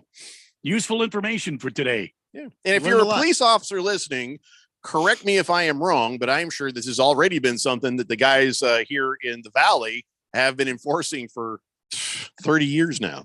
888-368-1580. Navy Brad says, here's a name for a German team. Call them the Clinks. Colonel Klink from Hogan's Heroes. Yeah. I like it, Navy Brad. The young people are going to be like, I don't get it. Kiss the Cook says the French could be called the Anteaters. So then we could see the German helmets versus the Anteaters. I don't get it. If there's a punchline in there, I am missing it. And please explain. I don't know if we want him to. We may not like the answer. That's a good point. Helmets, anteaters. Must be some sort of sexual reference. I still don't get it. Don't get it. All right. Another thing here. Let's talk about cars. Now, can we all agree that if you were to jump into a Corvette and take off, that's a joyride? That's a joyride, right? If you jumped into a sports car and or any kind of car that is considered fun, that's a joyride, right? Yes. Yeah. If you steal, any vehicle, but a giant airport shuttle, it might, that's a joyride. You're not going to have a joyride in an airport bus. This guy in New York was, or by the way, if you steal, say a Kia, you might not get away with it. You might be able to get away with it for a few hours. You steal a bus, they're going to find you quick. A 43-year-old man was out there. He stole an American Airlines employee bus from JFK. And it was just sitting there unattended and idling because nobody thinks you're going to steal their bus. So it was an easy target. So no one else on the bus, middle of the night, guy was like, let's do this. Drove it all the way to Manhattan, 20 miles from the airport. Cops finally closed in on him, pulled him over. He was arrested without incident. They were hoping for some sort of Keanu Reeves kind of Sandra Bullock thing, that maybe his excuse. I got to keep this going or explode. Cops said he had 10 previous arrests on record. This was the first time he stole an American airline bus. That is not a joyride. No. This is a joyride. This guy on March 28th, his name is Jeffrey Zielinski. He's 30 years old. He was seen on security footage at a parking structure, got himself a forklift. And here's what they said. The witnesses say, this was in Portland, Oregon. They said that this crazy 30-year-old Jeffrey Zielinski was chasing people with a forklift, laughing maniacally. That's a joyride. You sure that wasn't you, Jeff? Yeah, are you sure that wasn't Jeffrey O'Brien? Zielinski, and I wish I could pass for 30. This woman says she saw the forklift driving all over the road into oncoming traffic at pedestrians, and she said the laughing guy was like, I literally stole this, and pointed at it. He's just smiling like the best day of my life. That is a joyride. So they finally went over there, pulled him over there, and the cop walks up there and then says, hey, what's going on? He's like, oh yeah, I work for the airport. I work for the construction. I work for Axiom, and I'm just moving this thing. And he's like, Axiom is the name of the brand of your forklift. It's not the name of a construction company. You just read that off this thing. It was a nice try, though. And he's like, so anyway, and then he says, hey, I'm just having fun. And oh yeah, I might have a federal warrant for my arrest right now. So just let you know that. I might have already. So, but let's be friends. Anyway, so that is the difference between a joyride and not a joyride. Fighting Wampa says, you steal a forklift. That's not a joyride. That's called forking around. No, don't blow the whistle. No, don't do it. Don't do it. I like that one. That was a Fozzie Bear moment. All right. Well, why'd you blow the whistle? I didn't. I took my hand off of it. The computer froze. It's not my fault. All right. Disregard the whistle, but I literally stole this. We'll give you a warning, Wampa. That's all. It's a Daily Blender here on 1580, The Fanatic. Hi, this is Jason Hansen. I'm a former CIA officer and best-selling author on safety and preparedness. The fact is, things are getting downright scary for everyone who's storing their wealth in the banks. We just saw the collapse of 3 major banks, and I would urge you to consider protecting your wealth ASAP. If even a tiny percentage of Americans attempt to withdraw their savings, we would see a collapse of the entire banking system, sending us into a modern-day Great Depression. Fortunately, there is a way for you to avoid this. It starts with contacting Advantage Gold. If you have an IRA or 401k, Advantage Gold can help convert those paper assets into physical gold and silver. This is the process that I recommend everybody use as a hedge against rapid inflation and to protect your retirement wealth from the banks. Take control of your financial safety today. Call 800-900-8000 to get your free gold investment kit from Advantage Gold. Call 800-900-8000. That's 800-900-8000. Advantage Gold is not an investment advisor or a tax advisor. Consult with your financial advisor before investing. Call 800-900-8000. One of the most common questions people ask is if they can still afford to retire on $1 million or $2 million anymore. With stocks near all-time highs and bonds at all-time lows, it's actually a great question. 2008 taught millions of retiring engineers, teachers, and other professionals a costly lesson that years of market gains can be wiped out in just weeks of market losses. Not a problem if you're 30 years old with a few decades to make it back, but not if you are in retirement or almost there. I like to follow the 30-50-70 rule. The closer you are to 50 or 70, then at least 30 to 50% of your money should be kept safe at all times, like in an uncapped, principal secure, next generation annuity. Come and see why. Call leading annuity authority Steve Jurich now at 480-902-3333. Guarantees rely on the financial strength of the insurer, so compare with Steve. Call 480-902-3333 and visit iqannuity.com. Market Wrap host Mo Ansari on Do-It-Yourself Money Management. Some people do manage money, do it very well. They enjoy doing it. Great, do it. But make sure you have somebody that can back you up. That's just as important. Something happens to you and your husband has no clue of what you were doing. So make sure you get somebody that you develop a relationship of trust for a period of time. It doesn't happen overnight. Trust is earned. You want somebody who gets paid on a quarterly basis. So their interest is there every quarter and they are going to hold your hand for a lifetime. And that's really proactive management. If you're ready for some help, call Compact Asset Management at 800-388-9700 and schedule your free consultation with Mo Ansari to learn about his holistic approach to wealth management. Call 800-388-9700. That's 800-388-9700. Compact Asset Management is a registered investment advisor. Funds custodian, Fidelity Institutional Wealth Services, member FINRA SIPC. If you hit, pass it, dunk it, shoot it, check it, throw it, putt it, or block it, then we're going to talk about it.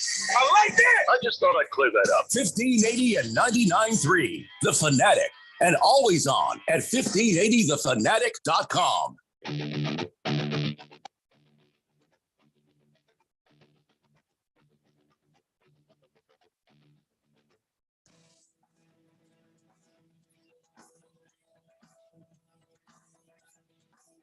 David Blender here on 1580, The Fanatic. I had more car talk, and I just realized that a lot of what I was just about to do would maybe aggravate a potential sponsor. So just gonna let that go. Just gonna move on to something else. I did. We'll see what happens. Well, you know what? That's wise. Yep. That is wise. Hey, listen, I never told you I wasn't a sellout. Well, let's finish here on the text line. Just know I had far more interesting car things to talk about, but now I'm just going to wait.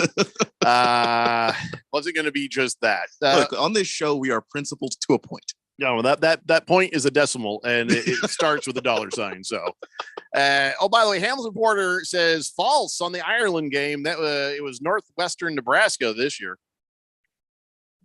That is true. And then Nebraska just had possibly the worst game that they could have had that day. What the hell? I wonder why. The coach got fired 3 days later. Why in the hell would they send Northwestern Nebraska? I don't know. Who did they play? I actually Northwestern do remember that. Nebraska against who? What was it? What are they? The Buffalo Pies? it Northwestern Nebraska that's what it- Buffalo Pies? No, it's Northwestern Who the versus hell Nebraska. would send some sort of a team I on a just- trip to Ireland to play football against who? There's no stopping. Who is it? Is it Northwestern Nebraska? Who? No, it's Northwestern University. played Nebraska Cornhuskers. What's that? What's that? Northwestern Yeah. played Nebraska in Dublin. Sorry. I remember that because that was our draft party. I don't blame you. I don't blame you for not knowing. I'm just saying. Hookamati says, while on the topic, why do men think it's okay to honk at a lady who's running or jogging? Do you think she's just going to stop running and jump in your 96 Toyota? You know what? We've talked about this on the show. What are you doing? What are you going to do? You slow down to look at a girl. And then what? And then what, you creepy son of a bitch? Then what?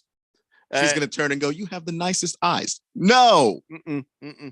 Nondescript says, not sexual, but anatomical. Helmets and anteaters.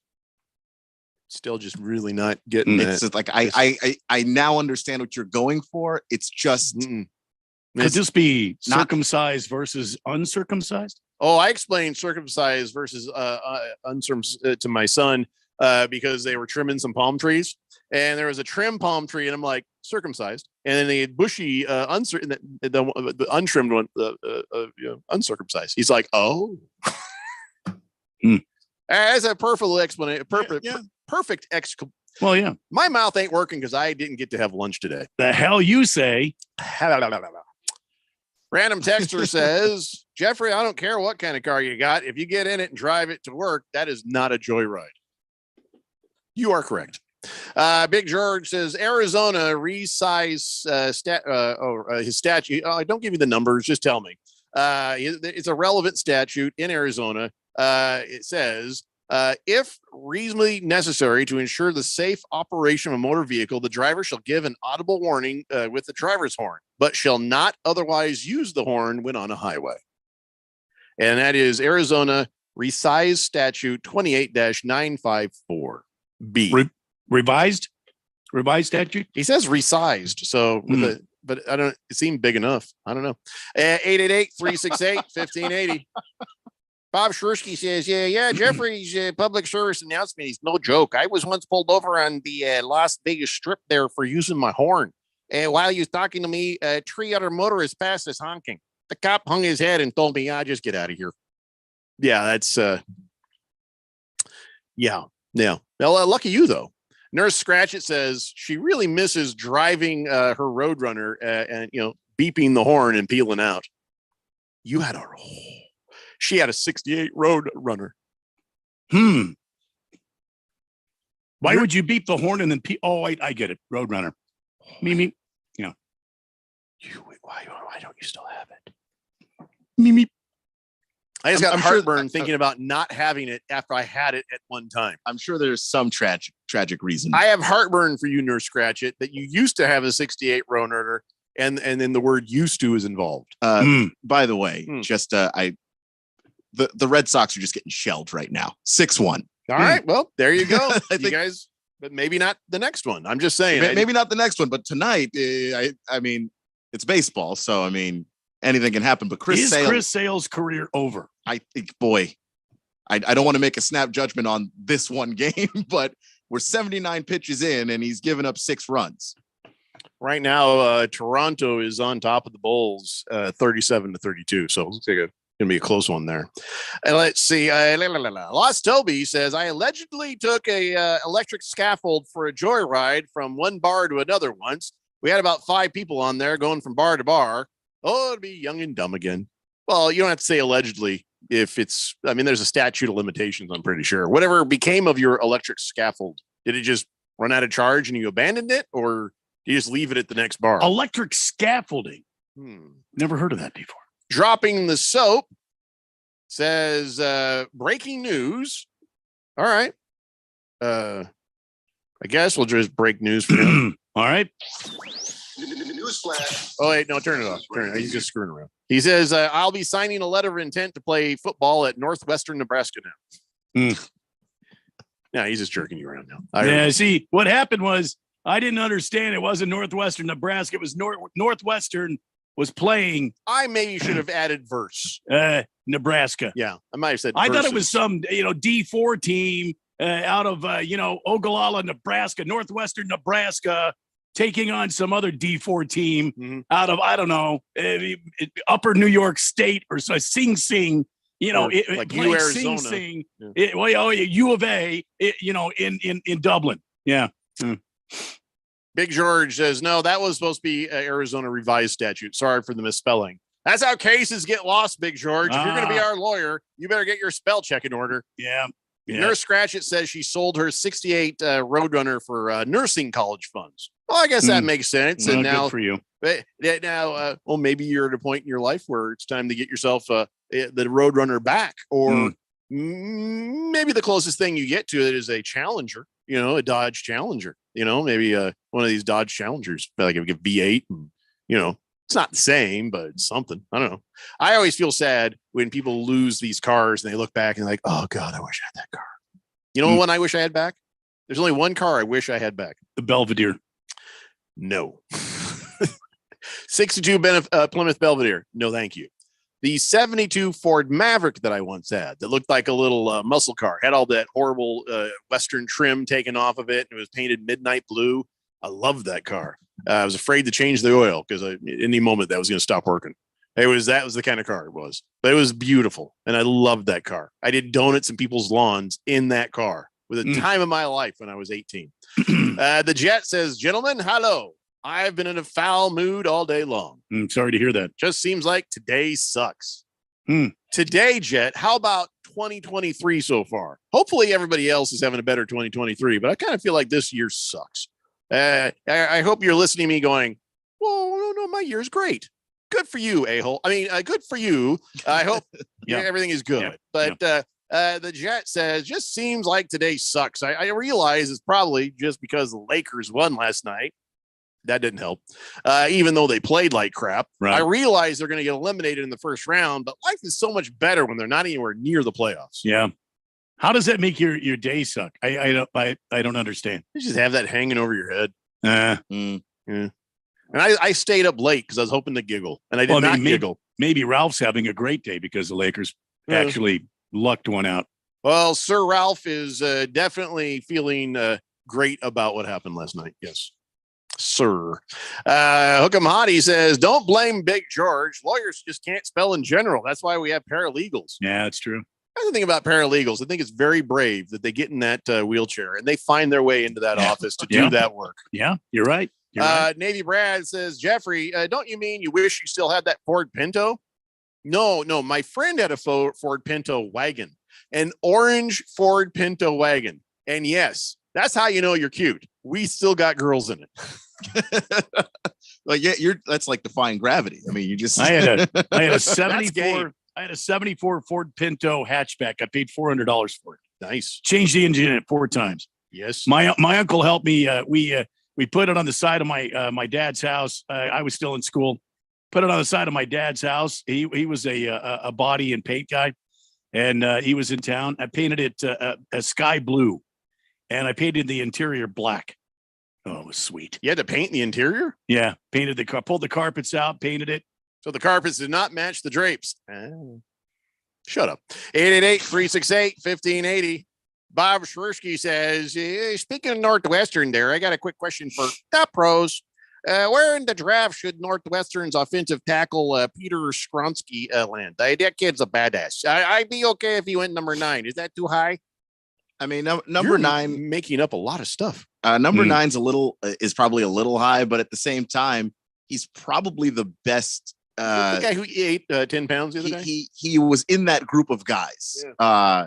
He wasn't the one that actually ate the 10 pounds, but he was in that group of guys. I think he had 6 pounds. That's what he got. But he wasn't the guy that was last. So no, I think Skronsky's really, really good, and he's somebody who's really versatile, and he could play tackle, but you could also kick him inside to guard. So if he were taking 9, I don't think anybody'd be like, oh, that's crazy. Oh, I thought Bob Shrursky was kidding. And I think when he said Northwestern, I thought he was saying Northwestern Nebraska again. That's what I thought he was doing. No, just Northwestern, because they're Chicago school. Gotcha. All right. Big George. Big George says, Randy, your uncle sounds like a cool guy. Is he still alive? Is he still around? Yeah, he's dead.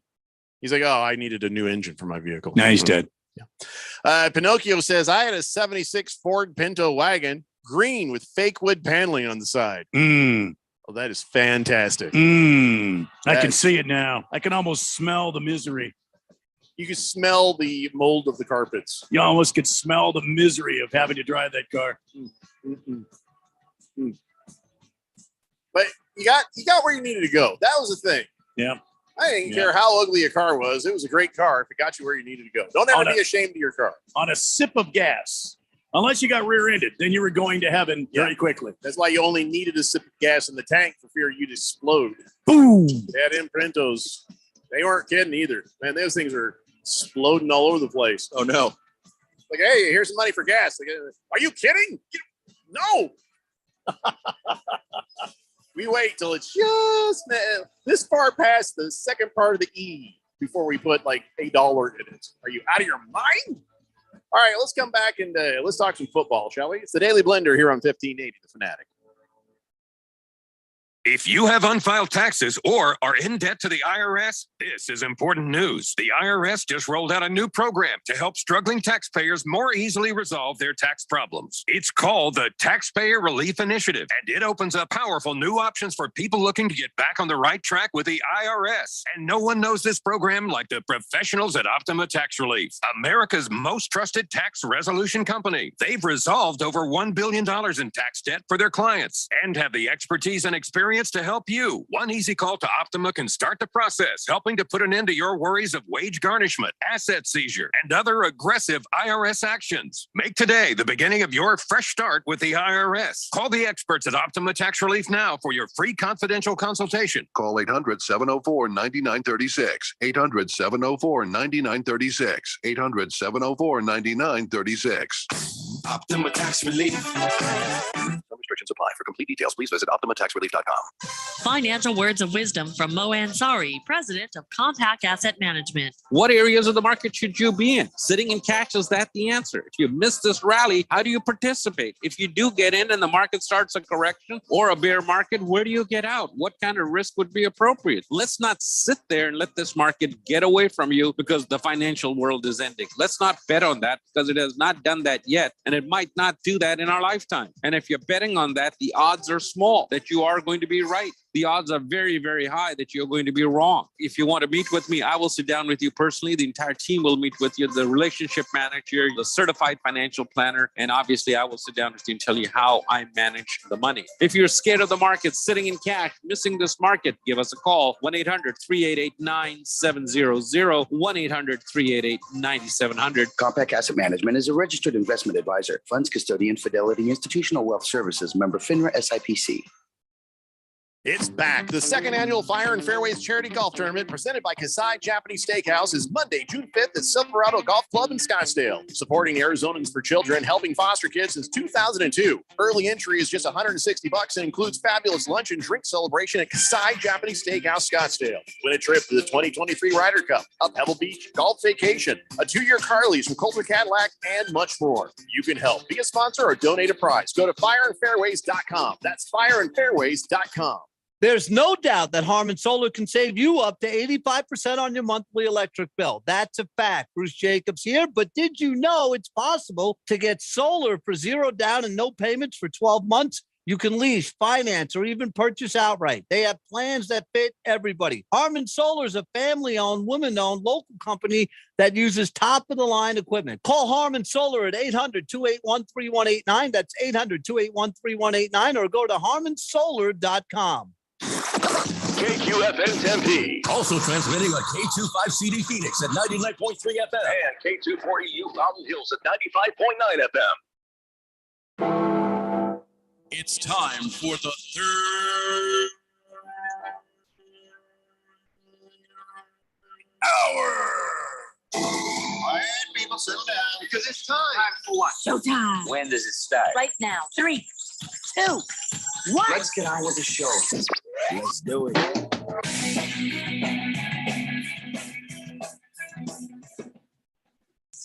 All right, everybody. It's 5 o'clock here on the Daily Blender. I'm your good friend, your radio pal, Jeffrey O'Brien, alongside Randy White. Got Keon Rose in the control room, and you guys are on the Fanatic text line, 888-368-1580, as we broadcast live in the Harmon Solar Studios in Scottsdale. And as of now, the Toronto Raptors are up by 7 on the Chicago Bulls. So we'll see what happens there. We can't let them filthy Canadians take a playoff spot. We just can't. Help with the Bulls to start playing some defense. That'd be nice. I'm just saying. And I know that Keon doesn't care really about the Chicago Bulls or the Toronto Raptors, but because I keep seeing his agonizing responses to what's happening, somebody got money on the game. Yeah, how'd you know? No, well, I don't just come on this show and say stuff. When I pick a team, I'm also probably betting them. So there's that. So I'm sorry about what happened to you with the Heat yesterday, but listen, it's too early to worry about the Bulls. Too early. Yeah, you're within 10. Ain't no biggie. The Heat weren't necessarily the problem. I actually took the Hawks because I like the odds there. Oh, right. But then the Timberwolves were supposed to finish off my parlay. Oh, you parlay. It was Hawks and Wolves. I ain't parlaying nothing. I like the money line. I know, Randy. What do you like? Money line? You like the spread? I don't do the spread stuff. I don't do that. It's too easy for a bad beat. I always go like money line, just outright, win or lose. I mostly money line, but I was very confident in the Timberwolves beating the Lakers yesterday, and they let me down. Yeah. It was a letdown either way. No matter who won, it was a letdown. We all lost. Sure. By the way, before we get into football, I just want to say that you guys, a lot of times people say, "Hey, guess what's opening up in the East Valley?" And I'm like, "Oh boy, what's it?" Well, I am a little excited about this. The redneck version of Bed Bath & Beyond is opening up in Queen Creek, and it's called Harbor Freight. And so that's nice to know there's a Harbor Freight. I think Cave Creek is getting one too. So Harbor Freight, Randy, you've been around for a few minutes. Yeah. Is Harbor Freight a good place to get tools and stuff? It depends on what you're looking for, Jeffrey. I mean, there's some good deals there. You can go in and get some stuff. There is some good stuff there, but generally, I mean, it's okay. Right. It's not Craftsman. It's not Husky brand. It's not Mac or Snap-on. But it'll get you through. Sure. Well, sometimes I just have simple needs. I don't necessarily need a strap-on. I don't need the Mac tools or the Craftsman. I don't mind. We got people still wanting to tell us about their cars. Yes. I started kind of talking about cars, then I realized maybe I shouldn't talk about cars because I was going to really rip some stuff. We got a new sponsor, so I won't do that. But anyways, so everybody was telling us, I guess now what their first cars are. Navy Brad says his first car was an Opel Manta 3-speed. Oh boy. Opel Manta. And now you're going back. Yeah. I feel lucky that my first car was that cool 72 Ford Maverick. My brother's first car was a Chevette.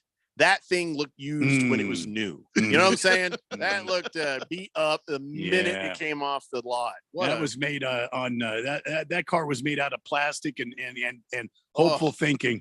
Oh, the engine was made out of plastic. It was like a 3-cylinder, if I remember. But my mom used to have cool cars. She had a Cadillac, then she had like a Nova, and then like she got the Chevy Citation. Remember that? Oh yeah, Citation. Yep. And when she was driving me to the hospital, my appendix was getting ready to bloop, and I threw up out the side window. She's like, I'm not even washing it. It doesn't matter. It's a Citation. The Citation we had, my mom had, was the first car we ever had that had electric windows. We had the deluxe Citation edition. Wow. It was a 2-tone blue. It was pretty. You never told me you were rich. I wasn't. My dad was. Boomer Sooner says, I had me in a 69 Datsun Coupe, 4 cylinders. Felt like, like an old lady in that thing. Yeah. And he says, Harbor Freight, it's all Chinese crap. So it's the Walmart of tools then, is what you're saying. Yeah. I guess that would be the right thing. Yeah. Hey, let's see. Against the Spread wants you all to know that old lineman from Northwestern is a stud. I know what you're thinking. Bob Shrirsky, the Bears might take him at 9. We might be able to get that tight end from Notre Dame in the second round too. Oh, against spread. You're a Bears fan. Oh, I didn't know that about you. All right. Hook'em Hottie says Harbor Freight and Tool. That's where I got my ear protection thingy for NASCAR. Yeah, I mean, some of their stuff headphones? is those ear protection. Yeah. Some of the stuff is okay. You gotta kind of pick and choose. Mm. You got to pick and choose. I was in a Harbor Freight once, and it was one of those things I had to run in there and I had to get something, and I left. I didn't really get to experience Harbor Freight. Mm-hmm. And the guy at the register was like, "Would you like to be a part of our rewards club?" I said, "I think my reward is I won't be back."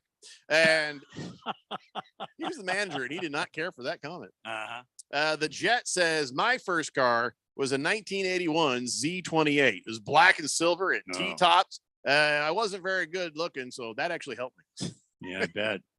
Damn. Beer Bob says my first car was a poop brown 84 Chrysler New Yorker E-Class. Nice. And let me tell you, what a chick magnet that car was. Absolutely. Yeah. Yeah. Especially if you get that purple window tint on it. Woof. Yeah. Woof.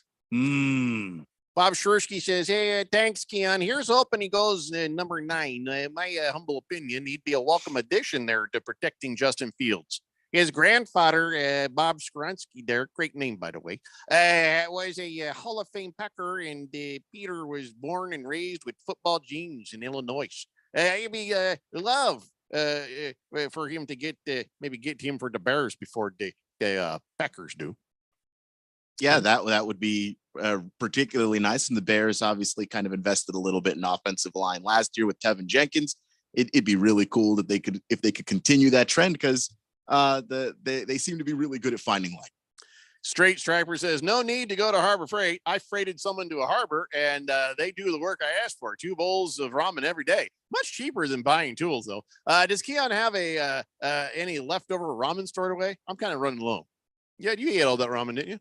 No, I took some that I wanted, and then I donated the rest to a food bank. Good man. I wish we had some ramen today, though, because I've had no lunch. And if it seems like I'm babbling and not speaking clearly, it is because I have super duper low blood sugar. I went over to Chick-fil-A, and the line was just wrapped around all over the place. I'm like, screw it. I drove over where there used to be a Carl's Jr., and it's a Desert Financial Bank now. I'm like, what the hell? I'm not kidding. Up there, up north side here in Scottsdale. Yeah, I know exactly where you're talking. What the bleep was that? Bleepy bleep. The trend of food places turning into banks and vice versa. There's a place in Mesa that it's a Taco Bell, and it clearly used to be a bank. Like there's no getting around the way that it's shaped. The drive-through, it used to be a bank. Well, when you show up, we're thinking there's going to be fast food and there's just horrible banking. By the way, Desert Schools is a horrible place to bank. Well, when you pull up to there expecting food and get a horrible bank, it's almost like if there was the book of Jeffrey in the Bible, it'd be like, "And the Lord said, thou shalt lose some weight." And because I wasn't eating after that, I knew it was over. Why didn't you go down that road there to the Costco and get you a slice of pizza? I don't want Costco. If I won't go to the Foo Fighters concert, I want to go to the Costco. Costco's is like a Foo Fighters concert, but without the great music. There's too many sweaty people bumping into. Go in there and get a slice of pizza. Thanks, but no thanks. Let's see here. Nostradamus says, "I'm guessing Harbor Freight won't be a Blender sponsor anytime soon." Promise. Lost Toby says, "My first car was a horse." There's always a guy. Yeah. There's always a guy who has to come up and one up everybody. He says he grew up on a ranch in Mexico. How many miles to the hay did you get? to the bale. To the bale. How many miles to the bale did you get out of the old horse there? They're like, instead of nitro, you get sugar cubes. Against the Spread says, "Yes, I am a long-suffering Bears fan.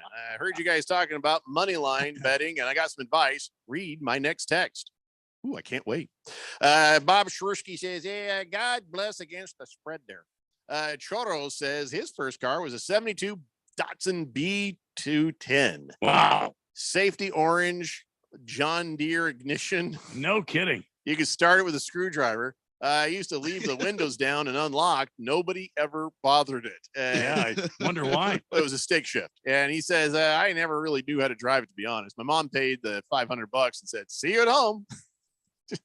Man, I got to tell you, though, those B210s, those things would run forever. Oh, yeah. Oh, yeah. You know what I learned? Can I tell you where I learned to drive a stick? This it was in high school, and this girl loaned me and my buddy her car, so we go to lunch, and it was a Volkswagen Rabbit, and it was a stick. Oh boy! And I learned how to drive a stick at that moment with people honking, and I'm sure she learned to never loan a car out again when her dad was having to pay to fix that clutch. I don't know why. It must have been the face. People were loaning me my their cars at Mountain View High School. That girl, she loaned me her, her Rabbit. Another guy, Lincoln, he loaned me his 68 or 69 Chevy Camaro, which I drove it like I stole it. And I was doing fishtails in front of the fire department, and they all started clapping. It was, like, that's some impressive driving. I'm like, Lincoln, you should never loan anybody, especially me, your car. But yeah, thank God they did. I learned how to drive with those things. Sheriff Tom says, when I turned 16, I had a 59 Ford. I took truck? Oh, it's Sheriff Tom. When I turned 16, I was 38. Says I had a 59 Ford. I took the driver's ed, passed my test at my high school, which I lived near. And after passing, ran home, got my car, and did burnouts in the front of the high school to the applause of all those waiting in line to take their tests. Yeah, I bet. That day, I became a legend. You're a legend with us, Sheriff Tom. Man, that story was legend. That's Texas of the day right there. Yeah. Choro, B210, that's not a truck, is it? No, B210 was like a sedan. Right. The Datsuns, the old Datsuns were kind of square, but those Datsun Z cars, those are nice. I know what you're talking about. I love those little guys. Datsun Z, 240Z. My friend had one, and I just had the most fun driving his. I also learned to drive stick on that one, and I got better at it because he'd yell at me, "Don't grind what the hell?" But. I'd go pew pew pew, and I'd flash brights at people like I was shooting laser beams at them. It did look like a little space. I did spaceship, yeah. Pew pew pew pew. And then I realized later in life, well, that was a dick move. People are like, "Are my lights on? Why is this guy flashing his brights at me? What the hell's going on here?" Oh my god! All right, can we talk football now, please? Yes, please. I don't know what it is. I think what I got to do is say, hey, I want to talk nonsense, and then immediately we'll be talking football. Okay. Yeah, because I've been saying I want to talk football, and we end up talking a lot of nonsense. And yet here we are talking about football. 2 hours and 14 minutes into the show. Yeah. And I'm trying to still talk football. So, all right, let's talk about your Arizona Cardinals there, Randy. Oh, goody. All right. This is different. This was not something that you're used to seeing from a brand new head coach. Okay. Jonathan Gannon, when asked, says, yes, these allegations against Michael Bidwell, they are a distraction. What do you want him to say? Well, nothing, because normally when they ask you that, you're like, well, this is all things that happened before I got here. This does not sound like the man that I've met.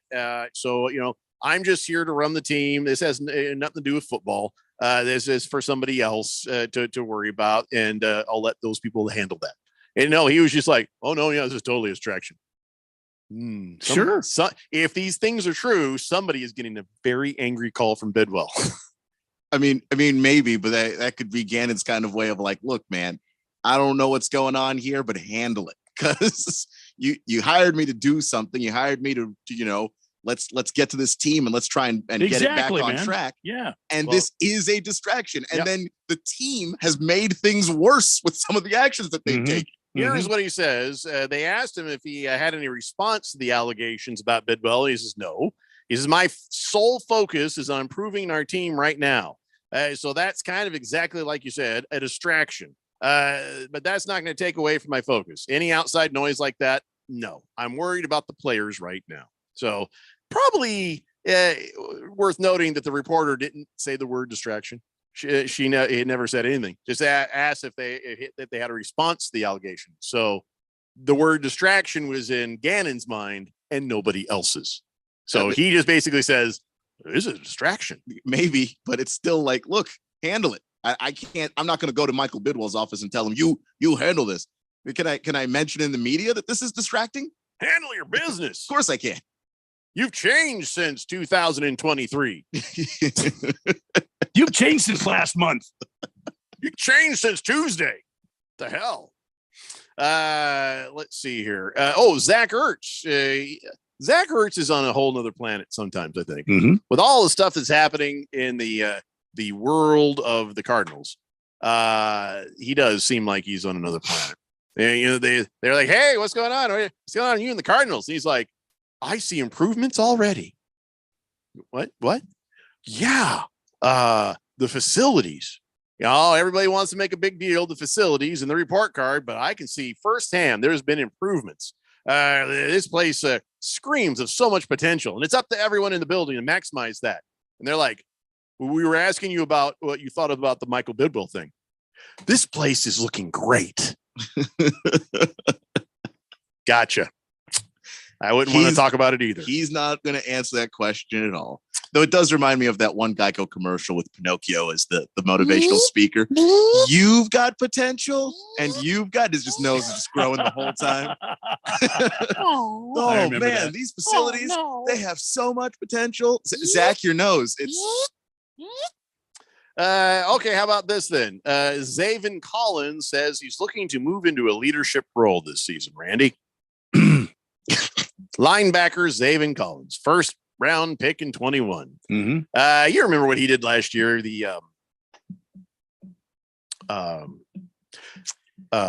Very forgettable last year, wasn't it? What did he do last year? Nothing. Absolutely not one damn thing. Oh, but hey, he thinks he's earned that leadership role, Randy, because of all the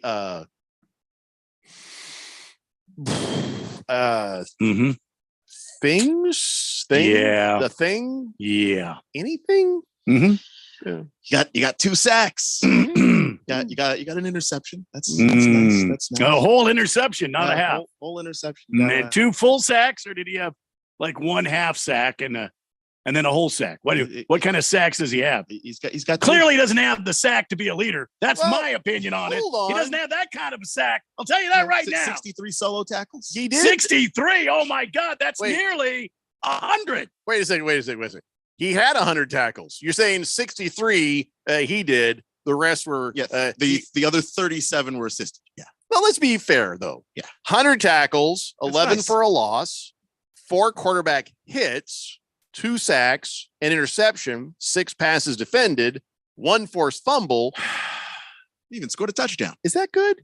It's like okay. It's okay. It's very okay. But you expected more from a first round pick, didn't you? Yes. Didn't you? You obviously. Yes. Yeah. I mean, this is another reason why Keim is not here anymore. It's every time you use a first round pick, you're basically saying, I think this person is a starter or has the potential to be. And these are very middling numbers. You know what? You go, Zaven Collins. You know what? You move into that leadership role and start with you. Lead yourself to play better, and the rest will follow. Look, nobody on this radio station wants the Arizona Cardinals to be successful this year. I do. More than me. Oh, more than you. Nobody more than me wants to see the Cardinals come out. But let's face facts. Okay. Are you the only one? Zaven Collins is not a leader on this team. Okay. All right. I mean, nice that you have words to say. Why don't you go study a little more and come back to me when you've done maybe some leadership things. And I don't necessarily blame him. Obviously, he didn't draft himself, and everybody knew when he was drafted. This guy's raw. By the way, he blames Buda Baker for everything.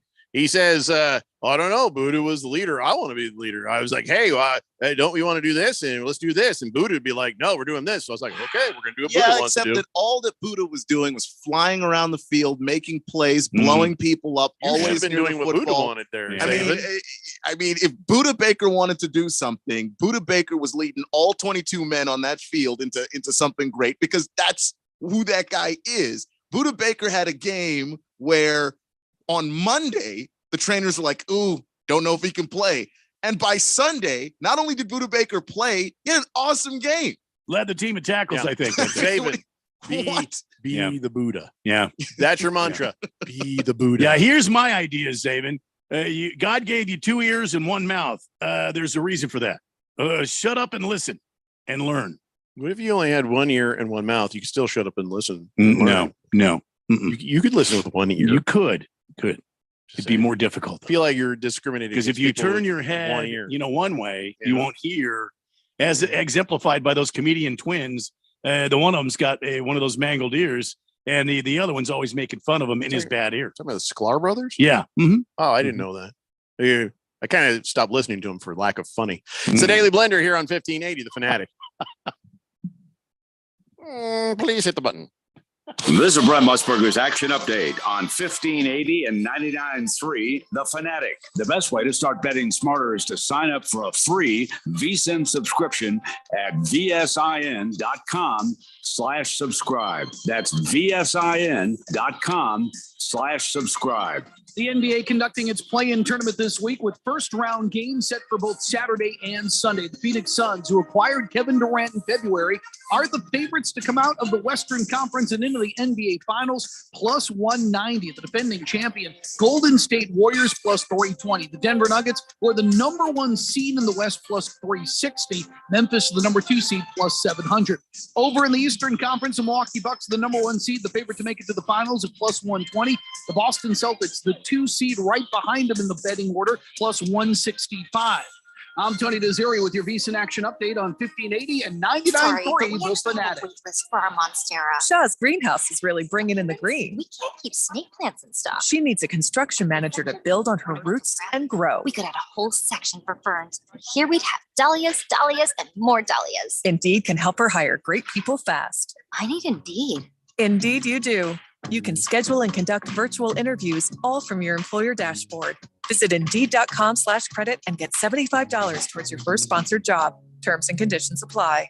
Business people like it straight and to the point. So here it is. Bruce Jacobs here to tell you take control of your utility expenses by calling Harmon Solar right now. They can save up to 80% on that monthly electric bill with 0 down and no payments for 12 months. Level your energy costs. Protect yourself from inflation. How's that for straight and to the point? Here's more. Harmon Solar is a local family-owned company that uses top-of-the-line equipment. Call Harmon Solar 800-281-3189 or go to harmonsolar.com. It's back. The second annual Fire and Fairways Charity Golf Tournament presented by Kasai Japanese Steakhouse is Monday, June 5th at Silverado Golf Club in Scottsdale. Supporting Arizonans for Children, helping foster kids since 2002. Early entry is just $160 and includes fabulous lunch and drink celebration at Kasai Japanese Steakhouse Scottsdale. Win a trip to the 2023 Ryder Cup, a Pebble Beach golf vacation, a 2-year car lease from Coulter Cadillac, and much more. You can help. Be a sponsor or donate a prize. Go to fireandfairways.com. That's fireandfairways.com. This is Joan, enjoying some me time up on the rim. This is Simon and his friends paddling the Salt River. And this is Brad. Brad is, well, no one knows where Brad is. What they all have in common is that they went to azmbdnow.gov to quickly and easily renew their registration or 30 other services. So go to azmbdnow.gov and get more time to enjoy all the things you love. Sponsored by ADOT in partnership with the Arizona Broadcasters Association and this station. Are you a planner? Do you like to plan ahead? Then, of course, you already have a plan to call Harmon Solar, right? Bruce Jacobs here. It should be at the top of your list to get solar now and enjoy huge savings next summer. Up to 85% on your monthly bill with 0 down and no payments for 12 months. Then you can plan what to do with all that extra money. Harmon Solar is a family-owned, women-owned, local company that uses top-of-the-line equipment. Call Harmon Solar 800-281-3189 or go to harmonsolar.com. Baseball is in full swing. See you later! And we've got the grand old game covered like an infield tarp. How about that? Who's hot? Who's not? We've got the latest news, score, highlights, and info from around the league all season long. It's a camper and it'll go all the way to the wall. We are your MLB hookup. Looking up and it's gone a home run. Get all the games you can handle on 1580 and 99.3. The Fanatic.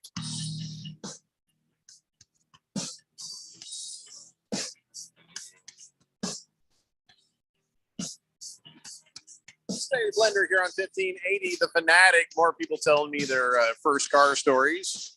Dropping the Soap says, we had a Chevy Love truck in my backyard for many years. Stayed there till he moved out. Till who moved out? Until he or we. Chevy Love. Well, I haven't seen one of those in forever. That's the thing, Randy. The fact you don't see a Chevy Citation rolling down the road these days, or a Chevy Love truck, or a Chevette. Well, that tells you everything you need to know. Yeah. Of course, you remember I was driving that 62 Plymouth Belvedere, and then there was a baby on the way. So then I got a Plymouth Acclaim. It was beautiful. It was white and it looked brand new. And it was comfy inside, and one of the biggest pieces of crap you've ever had. Yeah. The paint started flaking off it when I accelerated. Oh boy, it was a horrible car. You don't see those anymore. Those Reliant K cars. Yeah, those Reliant K cars. Yeah, that was what Plymouth Acclaim was, basically a 4-door Reliant. So yeah, there's a bunch of vehicles that don't exist anymore, and there's a damn good reason for it. Yeah. Choro says, he says, I don't know if I got all of this here. Oh, and when he had told us about his 72 Datsun D210 safety orange vehicle there, and it was stick shift. So his mom's like, "Here you go. Here's the money. See you at home. Basically, teach yourself how to drive a stick by driving home." And he said the same day my buddies wanted me to drive. Of course, there were many hills and stalls involved while we cruised to town. Yeah, in that hatchback. I bet. Yeah, it's not fun for the people who have to drive behind you, around you, or near you, but that is a good way to learn how to drive one. And let's see here.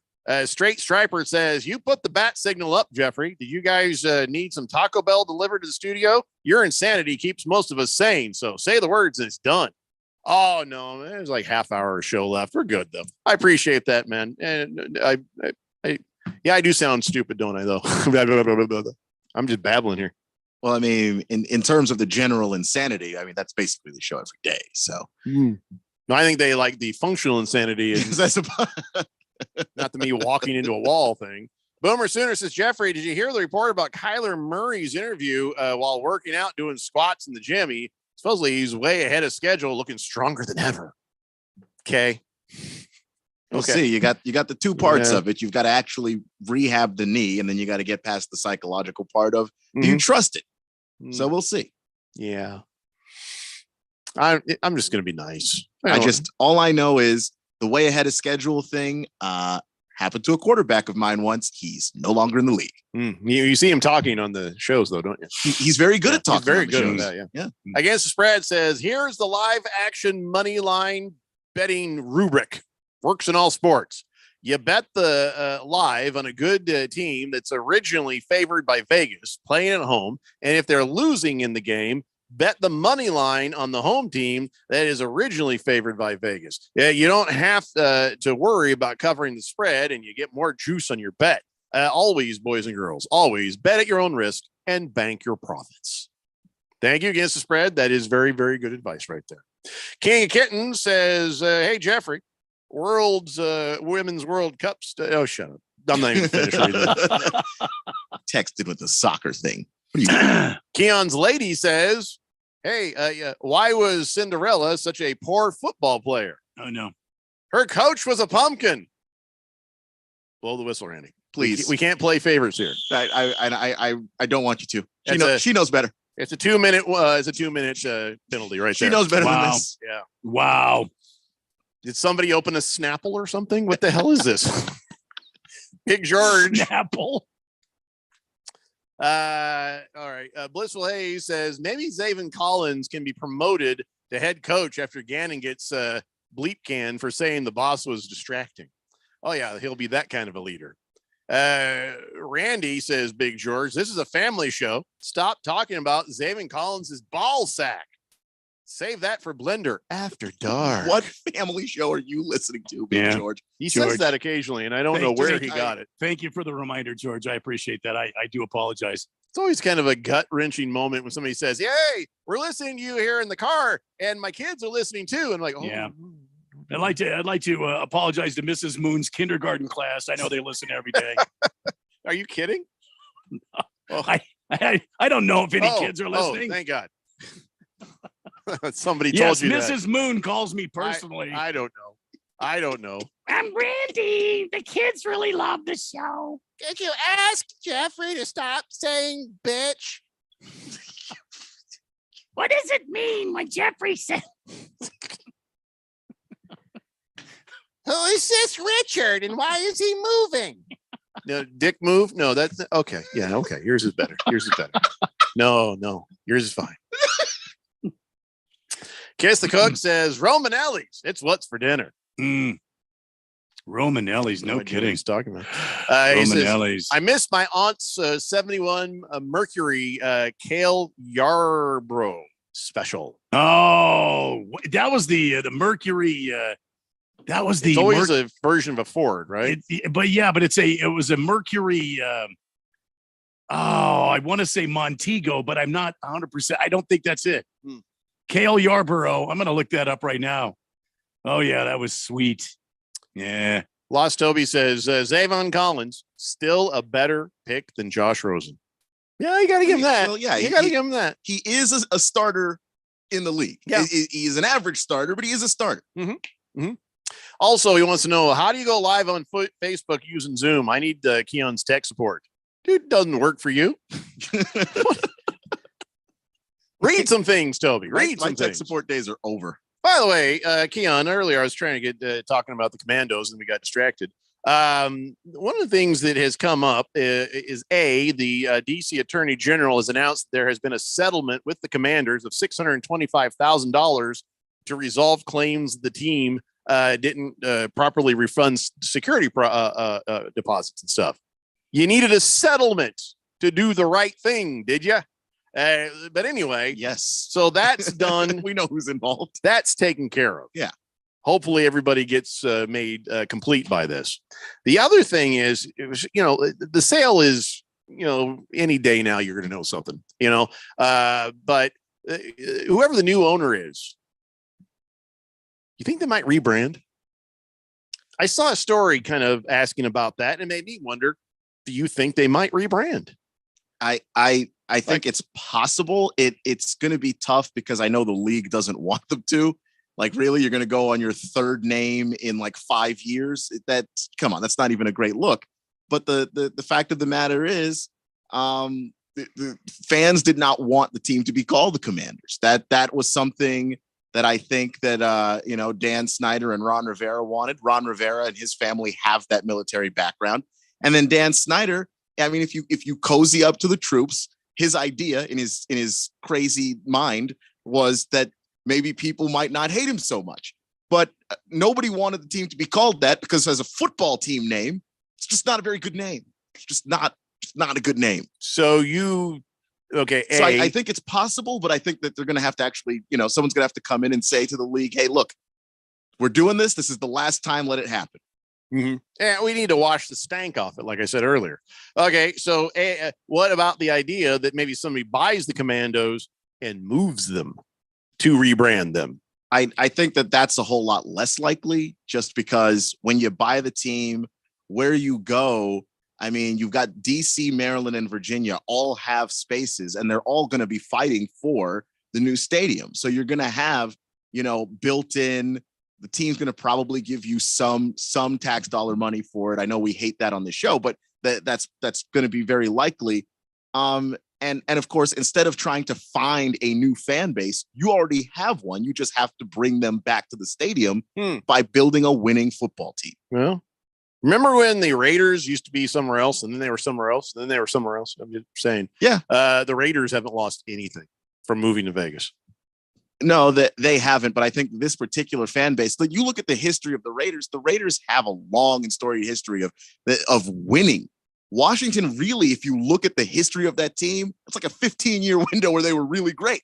And outside of that, you don't really have a whole lot. So it's not like the people of the DC area are going to support that team if you move somewhere else. It's not the Raiders. The Raiders have, simply put, a more storied history and a much larger fan base across the country. All right, fair enough. Oh, by the way, Straight Striper, did I say thank you to him for offering to send me Taco Bell? I appreciate that. I just want to make sure because I couldn't remember if I did. I always want to make sure that I'm grateful when somebody offers me a kindness. All right, so Michael Jefferson, he's not somebody who you probably heard his name that much. He's a Louisiana wide receiver, and they've considered him to be a potential middle round wide receiver pick in the draft. But he was in a multi-car crash on Sunday in Mobile, Alabama, and he's got some injuries serious enough that he had to have multiple surgeries. So I don't know if that, what do you do with that? I mean, now you feel bad. That means nobody's going to draft this kid because you don't know where he's going to be or what's going on with him. But yeah, I don't know who is to blame, but it was a head-on collision. The other guy was killed. So nobody said anything, bad about things. There was no citations or anything, but so this poor kid was getting ready to get drafted. Now he's, trying to recover from all this. So it's really sad to hear that. Yeah, I do know that that a lot of players do have draft insurance in the event that something like this happens. Mid-round guy, you think? Yeah, it's not going to be as much, and it's going to definitely be less than actually making it to the league. And I hope that he's all right and he gets another chance to maybe get a crack at it as a free agent or something. But that really stinks. It really does. Hans Gruber says, just a FYI for Commanders, my restaurant will be holding a Commanders draft watch party. Hans, where's your restaurant there, buddy? You have a restaurant? Do you know Hans Gruber, Randy? You have you have a restaurant that holds Commanders watch draft parties? Yeah, that's already be there. I didn't know. I didn't even bother to look for. I see Packer bars. Where is this establishment at? Yeah, Hans Gruber. Need the info. Need the info. I'll be there. And Las Toby, I agree. Bring back the Red Tails. That's what I was hoping that was me. The Washington Red Tails. I was a big fan of that, and especially since they wanted to lean the military direction. Well, there's a military connection. There's a Black history connection with that. Why didn't they? Because Dan Snyder put his thumb on the scale, and despite all of the polls saying that they did not want the Commanders, the fan base, they went ahead and did it anyway. Random Texter says, question for meteorologist Randy White. Yes. What constitutes a partly cloudy day or a mostly cloudy day? Is it the amount of clouds or the amount of time there are clouds in the sky? Thank you for your clarification. Well, a partly cloudy or mostly cloudy. It depends on the type of clouds. You could have the big fluffy rainy clouds. You could have the just kind of the thin cirrusy clouds that cover the sky, where it's a little hazy, a little sort of cloudy. It really kind of depends on the amount of time and the amount of cloudiness in the atmosphere at the time. Thanks for that question. Back to you, Jeff Cope. I feel like that was a lot made up. Bala 51 says 67 Pontiac Firebird with a 400 mid-block 4-speed manual. Still never seen another one like it since I sold it in 2001. Oh, that's too bad. I was such an idiot. Oh my God. We all have at least one car where we feel that. It was, by the way, Cale Yarborough drove the 21 Mercury Cyclone. There you go. Rattlers fan says 77 Ford Maverick with 3 on the tree. Oh my God. I forgot about those. Mine was an automatic. I got to admit that, but 3 on the tree. Those were fun. Those were fun. Those are fun to drive. Yeah. Or terrifying. Choro says, Taco Bell. I bought some for the kiddo yesterday, and I had some. I've been off gassing for like the last 24 hours. Yeah, there is that. I don't mind blasting ass. That's good food. Boomer Sooner says, yeah, guys, it's crazy. My uncle, God rest his soul, all the money, he spent all the money you could spend, but just like that, you just buy old Mercuries and rebuild them. Original had like 8 of them. Love those cars. Never bought a new car in his life. That guy. I don't know. Is it me or is that? But that was part me with low blood sugar and maybe part Boomer Sooner just being Boomer Sooner, right? Just move right along. Yeah. Did you understand that? Sort of. The end of it, I definitely. Yeah, sort of. I got a lot of heartburn right now. Maybe we should take a break. Yeah. It's the Daily Blender here on 1580, The Fanatic. Imagine getting ahead of your irritable bowel syndrome with constipation or IBS-C by treating it with Linzess. Then you could start proactively managing your constipation with belly pain and get ahead of your symptoms. Talk to your doctor about Linzess, linaclotide. Linzess is a prescription medicine that treats IBS-C in adults. It's not a laxative. It's a once daily pill that helps you get ahead of your symptoms. It's proven to help you have more frequent and complete bowel movements and helps relieve overall abdominal symptoms, belly pain, discomfort, and bloating. These symptoms were studied in combination, not individually. Do not give Linzess to children less than 2. It may harm them. Do not take Linzess if you have a bowel blockage. Get immediate help if you develop unusual or severe stomach pain, especially with bloody or black stools. The most common side effect is diarrhea, sometimes severe. If it's severe, stop taking Linzess and call your doctor right away. Other side effects include gas, stomach area pain, and swelling. Imagine what could relief from IBS-C mean for you. Talk to your doctor and say yes to Linzess. Learn more at linzess.com or call 1-800-LINZESS. Sponsored by Appy and Ironwood Pharmaceuticals. 3 little words no parent wants to hear. My tummy hurts. And it always seems to happen at the worst times. Like in the middle of the morning rush, when you still have homework to check and lunches to pack, and of course, you're already late for work. Luckily, there's Pepto Kids. Pepto Kids chewables provide fast relief for common stomach issues, turning those 3 words into these 3 words. I feel better. Bad time for stomach upsets? Good time for Pepto Kids chewables. Fast relief for little tummies. Use as directed. Keep out of reach of children. What is my portfolio worth? How much money will I need to retire? Are my investments working? Am I properly diversified? Hi, I'm Mo Ansari, president of Compact Asset Management and host of Market Wrap. If these questions are keeping you up at night, maybe it's time to get some answers. Give me a call at 1-800-388-9700 and let's set aside some time to review your portfolio so you can get an accurate picture of your investments. I will meet with you personally and introduce you to the entire team here at Compact Asset Management. Together, we'll develop an understanding of your current financial position and create a plan to help you reach your financial goals using our holistic approach to wealth management. Call now for your free portfolio review, 1-800-388-9700. That's 1-800-388-9700. Compact Asset Management is a registered investment advisor. Funds custodian, Fidelity Institutional Wealth Services, member FINRA SIPC. When you run a business, you need to be in control. And while you can't control everything that happens in the world of business, you can definitely take control of your utility expenses with the help of Harmon Solar.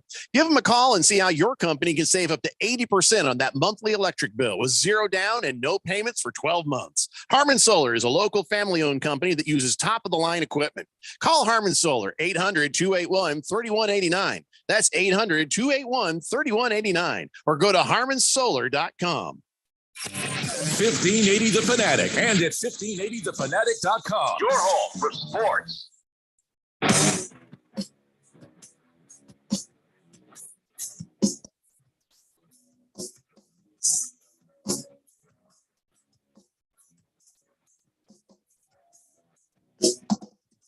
Daily Blender here on 1580 The Fanatic. Hans Gruber has told us where the Commandos bar is. Okay. Uncle Bear's Grill and Tap, Bell Road in Scottsdale. Wait, did we do a show from there once? Uncle Bear's? Yeah. I feel like that sounds familiar. Well, I have such a low blood sugar right now. You know, my brain is right now because of my not having lunch and having low blood sugar. Right now, my brain is doing the thing your phone does when it's down to 2%. Yeah, it's getting like dark and limited apps is what's happening here. So which Uncle Bear's? There's more than one. I did a Google. Well, maybe we did one somewhere else, but this is Bell Road and Scottsdale Road is the one Hans Gruber is talking about. Do you own the place, Hans Gruber? You know, I could suggest a fine place to do some advertising. Since we're going to be doing the draft, I don't know if make it, but if we, Well, we could if he bought some advertising. Hey, good point. Good point.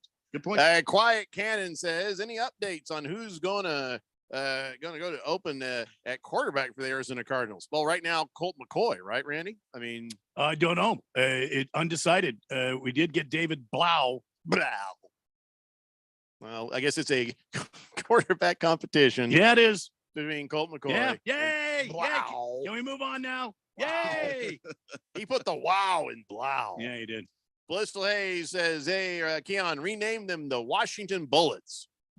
I'd like that more than Commandos, but I mean, probably not the right environment these days. Just given the level of crime in that city, maybe not. Straight Striper says, tell Keon to get ready to shuttle run to the front door. Come on, Straight Striper, don't do that. He says he said this about 10 minutes ago. There's 12 tacos on the way. Well, we appreciate that, Straight Striper, but that's not necessary, and we're a little bit worried about food that shows up. It's professionally done. We'll see. Thank you, Straight Striper. King of Kitten says Feeney's Bar and Restaurant is a Washington joint, 12th Street in Maryland in Phoenix. Another one. Did you writing this down? Yeah, I'm putting it in my Feeney's? in my Google Notes right now. Feeney. Feeney's Bar and Restaurant at 12th Street in Maryland. Which explains a lot. Yeah, let me ask you: Do you have any Kevlar? Is that not a?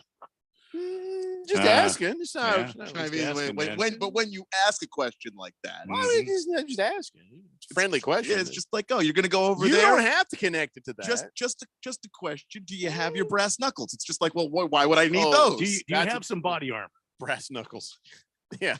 What do you throw them at them when they're shooting at you? Is that what you're gonna do with brass knuckles? No, I'm just saying, like, if you just gave me Are a they random armor scenario- piercing brass knuckles?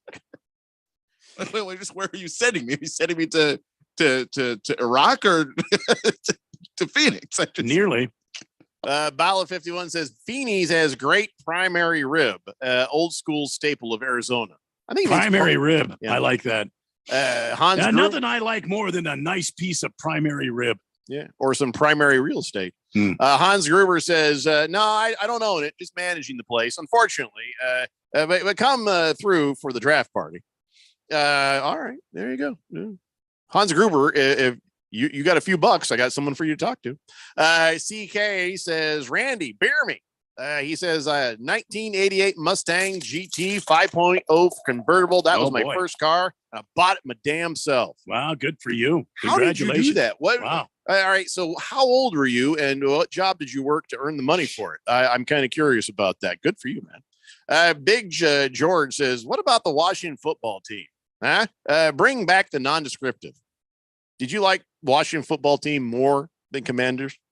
I did actually. You know, it was growing on me, and they actually came up with some really interesting like marketing stuff. They had a T-shirt that said no name but team, so it's just weird that a year later the team had a name. It's just, I liked Washington football team. It was its own thing, you know, and it was very different from everybody in the league. By the way, Rough Rob wants to clear things up. He says 12th Avenue in Maryland, bad, not 12th Street. Still pretty close to it. I mean, you know, it's just not too far from it, but all right. Well, I guess according to Rough Rob, you should try it. Okay. Feeney's. Give Feeney's a shot. Give Feeney's a shot. Feeney's. Sounds like Cyril Figgis. Zay says, sounds like the time my roommate's Uber hugged him before dropping him off at the airport for a business trip to New Mexico there. Excuse me. What the hell? Just wishing him luck. I don't know which part of this connects to the show. What was? I don't know either. My blood sugar is so low. I'm like, yeah, he's right. I don't know what he's saying. Let's do this because I can at least read. Ladies and gentlemen, it's time for On This Date in Big George's sports history. Back in the year 1906 at Brooklyn, Washington Park, Boston Beaneater rookie Johnny Bates became the first modern player to homer in his first major league at bat. 23-year-old outfielder connected off of Harry McIntyre in the top of the second inning in the team's 2-0 opening day victory over the Brooklyn Superbas. You know, later known as the hated Dodgers. Back to me, Jeffrey. You mean the third place Dodgers? Were they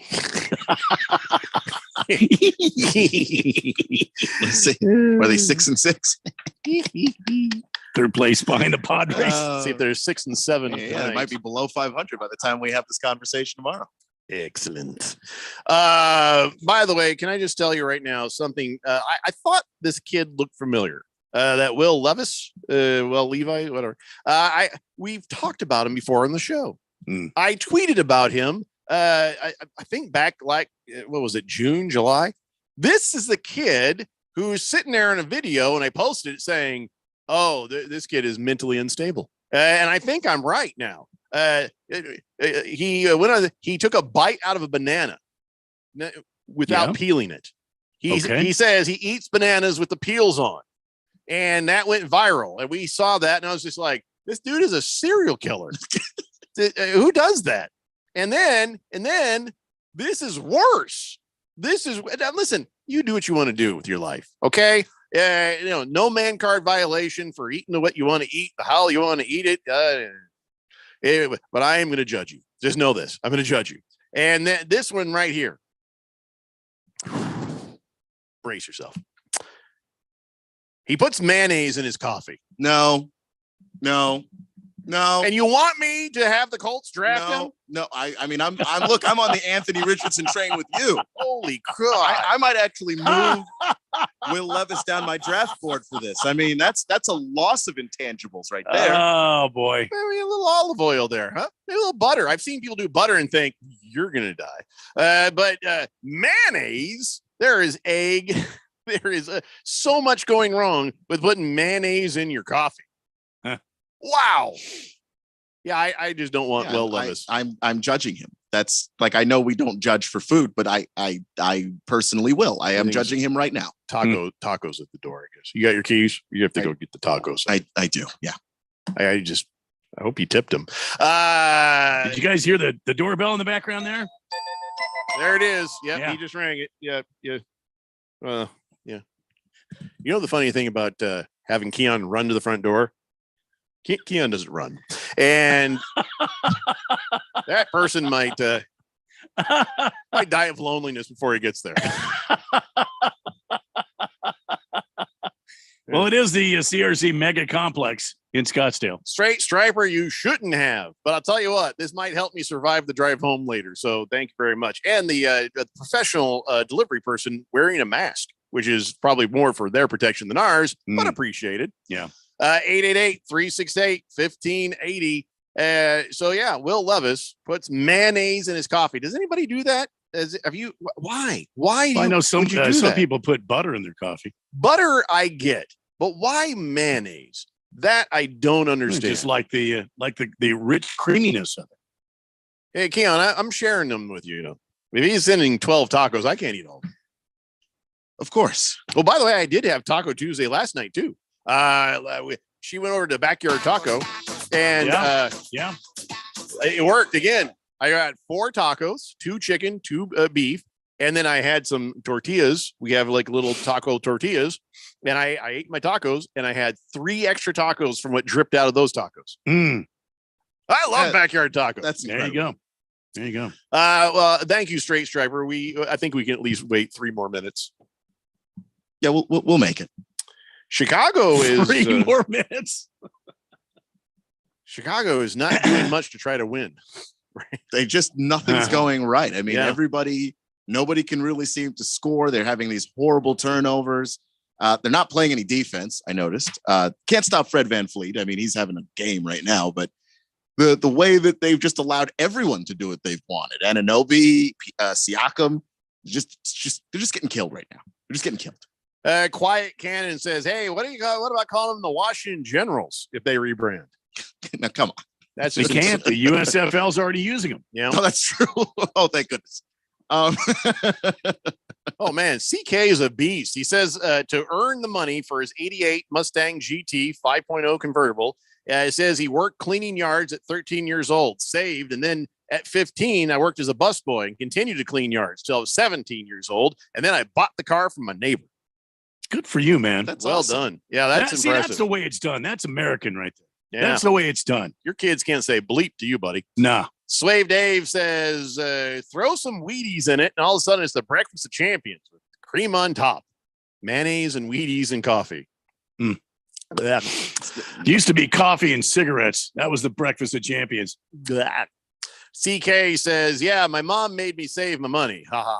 Yeah, well, listen, guidance by a grown-up is good too, but still, we're still impressed, kid. Big George says, that is really nice of Straight Striper to send you some Taco Bell. Better make sure the station toilet's clean and ready for the inevitable evacuation. Come on, man. It's not that bad. It's not that. No, Taco Bell is good stuff. I like. You can eat Taco Bell and make it home before you have to. Yeah, you might get a little farty. But I don't think I've ever had a screech across 6 lanes of the freeway to try to find a bathroom like I have with Chipotle. Oh, no, Chipotle is I don't make plans when I eat Chipotle. It's like, no, I'm staying home. Don't leave the house. Straight Striper says, hey, split those tacos how you want or throw them away. Hopefully Alex, Miss Kim, and Keon's significant other there are not upset that I spoiled your dinner. Much respect for the entertainment. Thanks, Straight Striper. Appreciate that. Thank you, man. And listen, I'm going to eat some tacos, and I'm going to go home and eat whatever the hell the wife has. Spoiled by dinner. Hey, it's bottomless pit over here. Ain't nothing to worry about. Randy, I wish you were here with us to enjoy it. Hey, enjoy, my friends. Enjoy. There will be none left for you tomorrow. Oh, I'm well aware of that. Sorry. It's just a fact. So, all right. Thanks again, Straight Striper, and all the rest of you for listening in and not sending us any food. I mean, we're not judging you, but we're kind of judging. Straight Striper did. I mean, what's wrong with you guys? That man, it was Johnny on the spot right there. We are going to be back tomorrow. Well, Randy might be the only one back tomorrow in case what some of these other people are saying it's true about the Taco Bell. Might just be the Randy White Show tomorrow. We'll be back here radios again tomorrow at 3 p.m. It's the Daily Blender here on 1580, The Fanatic. My milkshake brings all the boys